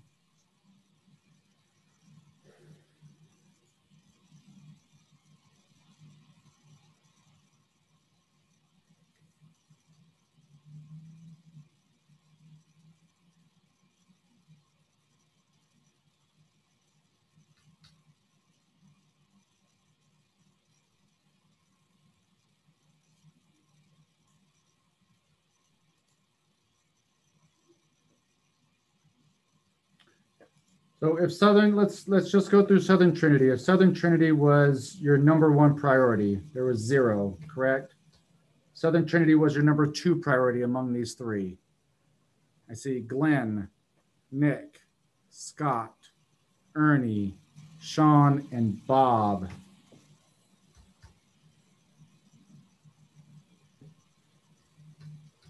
Now we've got 10 in the number 2 category.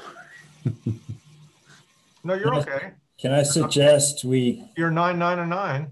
Instead of going priority 1, 2, or 3 ranking within the group, we do each item like you just did? That seems a little less confusing. Yeah, I was going to say my brain would work better if we're going horizontally. I think people would get better. I totally agree. Let's try this 12 block going horizontally instead of vertically, Mr. Quincy, and see how that works. Okay, so we'll go, for example, we'll go Eureka Police 1, 2, 3, and then Fortuna 1, 2, 3. Yes. Trinity 1, 2, 3. Yeah, I think it'll be easier. If everybody just grab a piece of paper if you have one available, and in each subgroup, just write it down for yourself, and then the polling will be cleaner. So let's But there's 9 in each category. I know, I agree, it's correct now, but I'm just saying. Why do we have to do it again? Just go to the next section.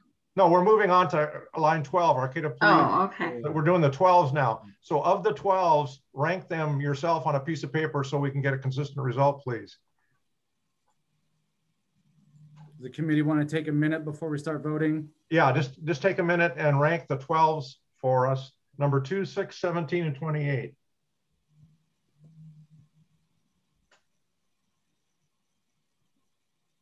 Then that's ranked 1, 2, 3, and 4. Yes.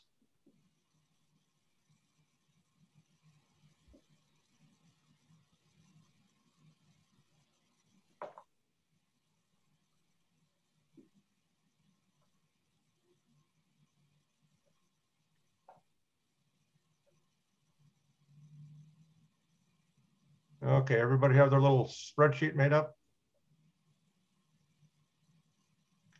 Go ahead, Mr. Quincy. All right.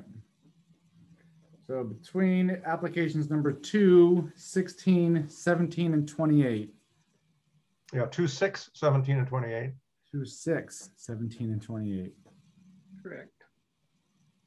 Please raise your hand if Arcata Police Department is your number 1 application. See, Ginger, Ernie, Sheriff, and Sean. That's 4. Please let me know if Arcata is your number 2 application here. See, Glenn, Scott, and Bob, and Justin. It's another 4. If it's your number 3 application. I see Nick. Please let me know if Eureka Broadcasting is your number 1 application among these 4. Which Eureka? I see Scott.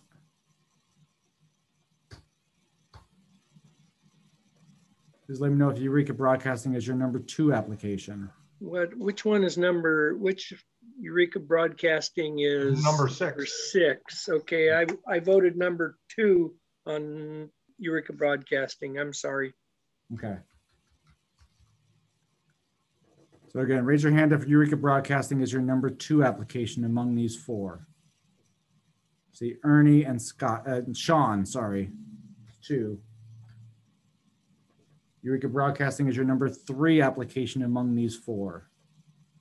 See, Ginger and Justin. Eureka Broadcasting is number 4 among these 4. See, Glenn, Nick, Sheriff, and Bob. Look at that. The math is working out. Okay. Public Works chip seal, application number 17. Please let me know if this is your number 1 application among these 4 in this group. See, Nick, Justin, and Bob. Let me know if this is your number 2 application in this group. Sheriff, this is your number 3 application among this group.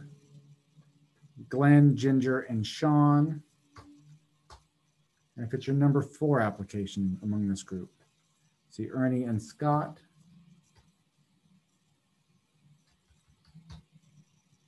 Application number 28, this is the last application in this group. Please let me know if this is your number 1 application in this group. See, Glenn, if it's your number 2 application. I see Nick. Oh. If it's your number 3 application. See Scott, Ernie, Sheriff, and Ginger. And if it is your number 4 application. See Sean and Justin. Sean, I didn't get my vote counted for number 28. And my vote is priority 3 for that one. 3, okay. Thanks, Bob. Okay.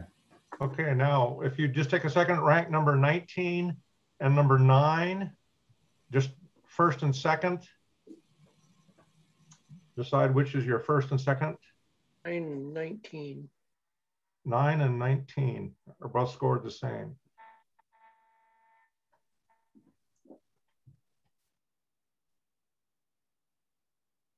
Okay, Mr. Quincy, go ahead. All right, please let me know if application number 9, we're ranking between application 9 and 19, Fortuna Police DTF and Humboldt County Public Works. Please let me know if Fortuna Police DTF is your number 1 application in this group. See, Glenn, Nick, Ginger, Sheriff, Sean, Bob, and Justin. I have 7. Let me know if it's your number 2 application in this group.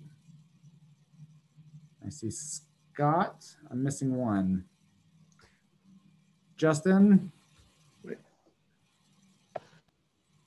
We voting on number 19?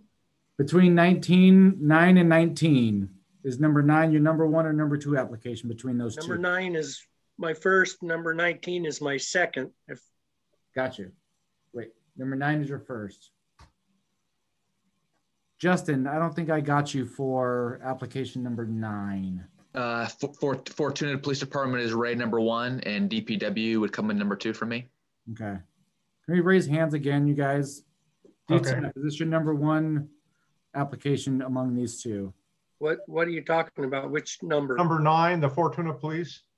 That's number 1 for me. Okay, raise your hand, just hold it so we can count. Okay. I see 8. Okay. All right. And if it's number 2, that's you, Scott, right? Okay. And then Public Works, so it would be inversed. Yes. Okay. 14 stays just by itself. Yes. And then 15, so the next 3 would be number 1, number 11, and 22. You guys want to take a minute to Yes, please. Yourselves, 1, 2, or 3? Yeah, we're doing number 1, number 11, and 22. Sorry, I know. We're old. Okay. Can you confirm though that only the top priority is going to be funded, correct? No, what we're trying to do is get each internal category ranked. Well, I can't see the dollar amount, but this is a little bit of a mood exercise until we get down close to the 4 million. That's where we are. That's why Sheriff's asking that. So only the top rank here is going to be partially funded. Correct. This is right where the cutoff would be. Yeah. And I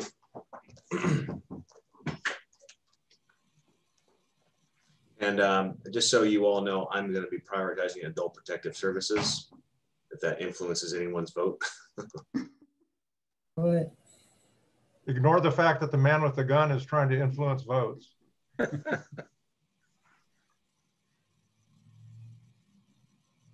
Okay, everybody ready?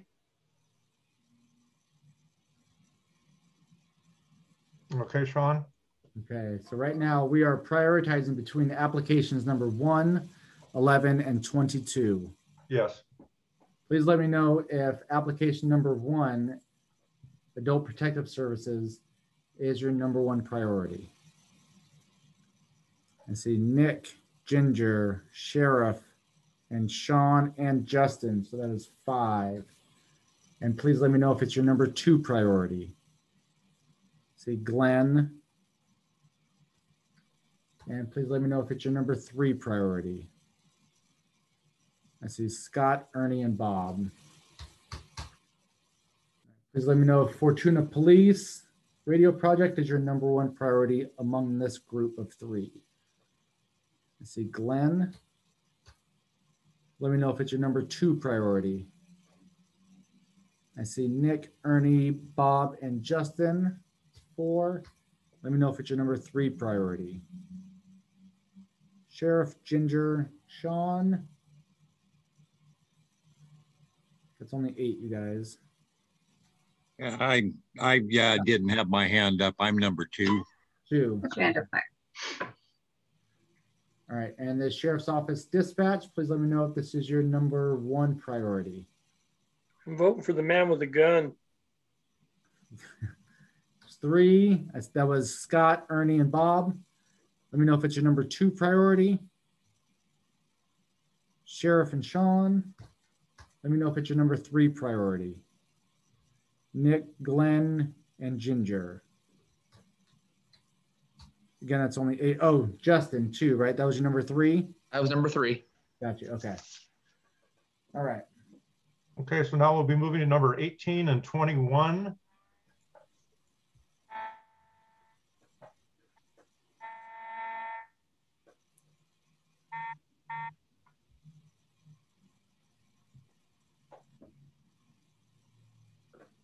Sean, what were you talking about that we're at the cutoff? Are we already?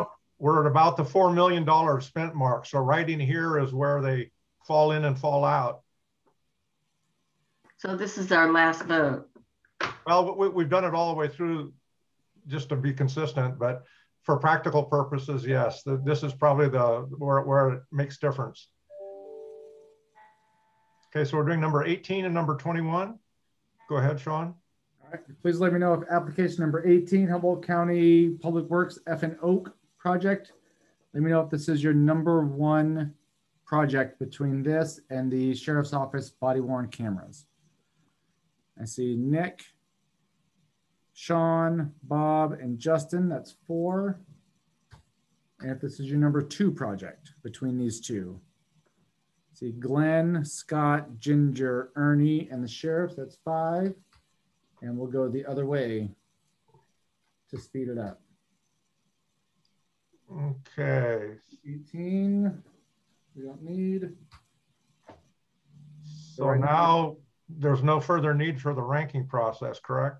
Correct. Okay.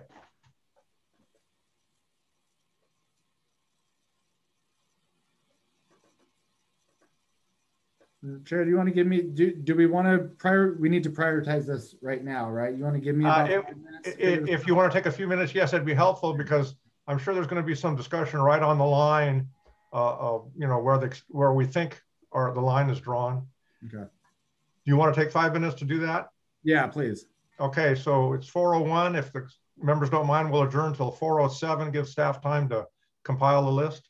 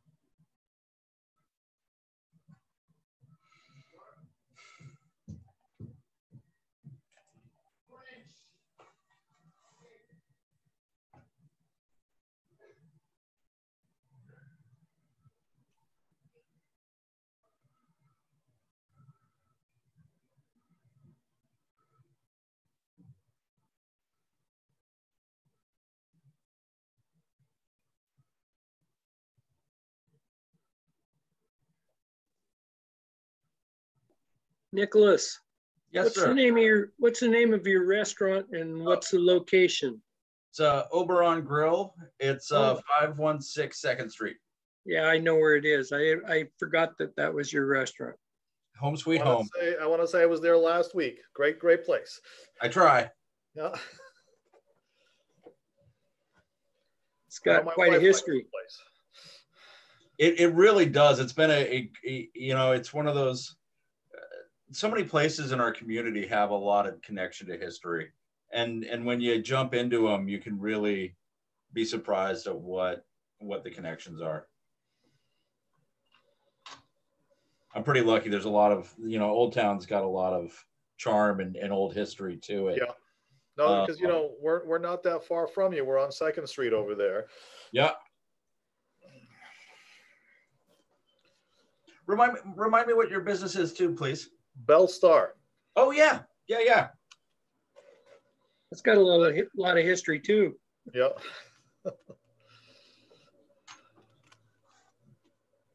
I always love that building with you and Los Bagels and the wine cellar. Yes. Those windows are incredible, and so I really appreciate that building's still mostly full. No. There was a crack in one of the windows and it took it forever to fix it because of the rain, but it got fixed. So I can only imagine the ordeal of replacing one of those windows because they're so huge. Okay, it looks like Mr. Quincy has completed his sort. We're comfortable that there were no discrepancies in that. All the numbers seem to add up to my view anyway. Any questions from committee members? So just for practical purposes, it looks like somewhere in the range of between applicant 1923 and maybe number 1 would be the likely cutoff line for funding this year based on the projections of the staff.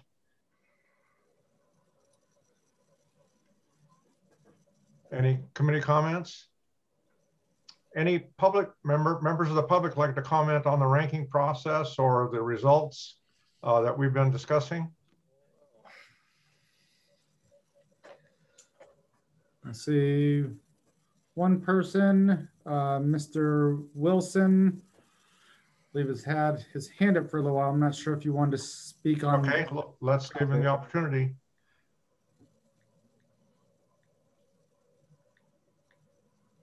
Good afternoon, welcome.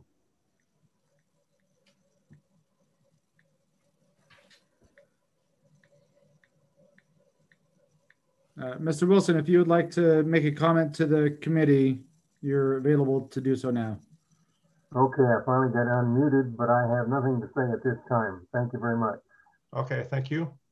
Any other members of the public like to comment on the ranking process or the resultant document that we've been examining?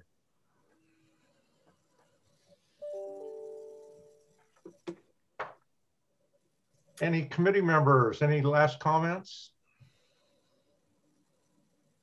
I would suggest, I believe we had agendized a meeting for the 25th as part of our previously identified meeting schedule. Is that correct, Mr. Quincy? Yes, the next meeting will be next Thursday. Okay. Since we failed to agendize Mr. Cole's item, how do committee members feel about just continuing that discussion and having it agendized on the 25th? Does that date work for everyone? Okay. I do have a question, or maybe even, I don't know if it's a question or discussion. Part of the reason I spoke up at the end of the last meeting was that I believed Ginger had a request about potential future meetings as well. And I didn't get to understand what she was looking for, but I wanted to make sure there was a window to discuss it. Oh. Yeah, go ahead, Ginger. No, I just wanted to add something to our agenda in our September meeting. I think there needs to be a couple of changes on the application based on what's happened this year. Some more clarification to the applicants, and that's all. I just wanted to add that as an agenda item. I mean, I guess we could do it at the next meeting, but we could also do it in September. Doesn't matter to me. Mr. Quincy, had it been staff's intention to have the normal September kind of recap meeting and so on as a summary of, you know, occurrences to that point? Yes. Okay. Chair, there's also there's a question posed during our public comment period about looks like in our chat room that says, wasn't the fire budget just shown not for a full $2 million? Shouldn't the amount reflect what their reduced budget was that was just presented? This would open up more funds. And just so that we're clear, this spreadsheet and this remaining amount, our running total here, does include the reduced amount. Here we show the $2 million that was originally requested. And I guess we could change that to the 192, but or 1992, but here is what's computing up here. Does that make sense? Yes. It makes sense to me. I guess if the party who posed the question still has a question, please send a chat or use the phone to contact the committee. Sean, when are you going to send this out to us? I can post this up to the onto the agenda. Okay. As soon as we're done, and I can send this back out to you guys as soon as we're done as well. Okay. Yeah. Okay. Have you had any follow-up from the questioner as far as clarification, or are they satisfied with the? Okay. So we will go forward with the meeting on the 25th. Mr. Cole, just for everyone's clarity, talk a little bit about the topical material you're interested in discussing so we can be giving it some thought. So the topic of the material that I really want to discuss is how we view the ongoing expenses and the application to the intention of the ordinance. Okay. What I'm seeing and what I'm concerned about is there's aspects of the ordinance that are not covered in the ongoing expenses. And we're continually asking them to either reduce their applications or to continually come back to ask for funding. And I'm concerned that it is inequitable towards those agencies. Okay, so these are structural discussions and process discussions that address the proportionality and balance in the application of the fund. Is that a fair characterization? That's fair. Okay. All right. So if you'd all give that some thought and be prepared to discuss that. Any last comments from staff? Yeah, Chair, can we just have a motion to accept the voting on this document as presented and as we've been discussing? Okay. So the chair would entertain a motion to validate the voting as represented in the spreadsheet on the prioritization process. Is there such a motion? Mr. Chair, I'll make that motion to approve the funding recommendation chart as presented. Okay, is there a second? A second. Okay, discussion amongst committee members? Chair, I do have a question. Certainly. This last year, when the committee went ahead and ranked all the projects and presented it to the board for consideration, it included a ranking of projects beyond what funding was available. And it was the recommendation of the committee that the board, should the board find additional funding, that they would fund those projects continuing on in the order as provided by the Measure Z committee. Is that the intention of the committee today, to go ahead and continue doing that? And if so, should the committee consider the actions that the board took in not following those recommendations when they did mid-year adjustments to it? Okay, I think your point is well raised. Mr. Robbins, would you consider that as a friendly amendment to your motion? Absolutely. Okay, so as the chair understands it, we would have a motion to approve the allocation of money based on the spreadsheet that's been developed in the prioritization process, and to also communicate to the board our suggestion or advice that the currently unfunded items be funded in the order they present themselves in this particular spreadsheet. Is that a fair characterization? Yes. Okay. And is the seconder comfortable with the modification to the motion? I will continue to second. Okay. Any discussion by committee members? Any public comment on the motion?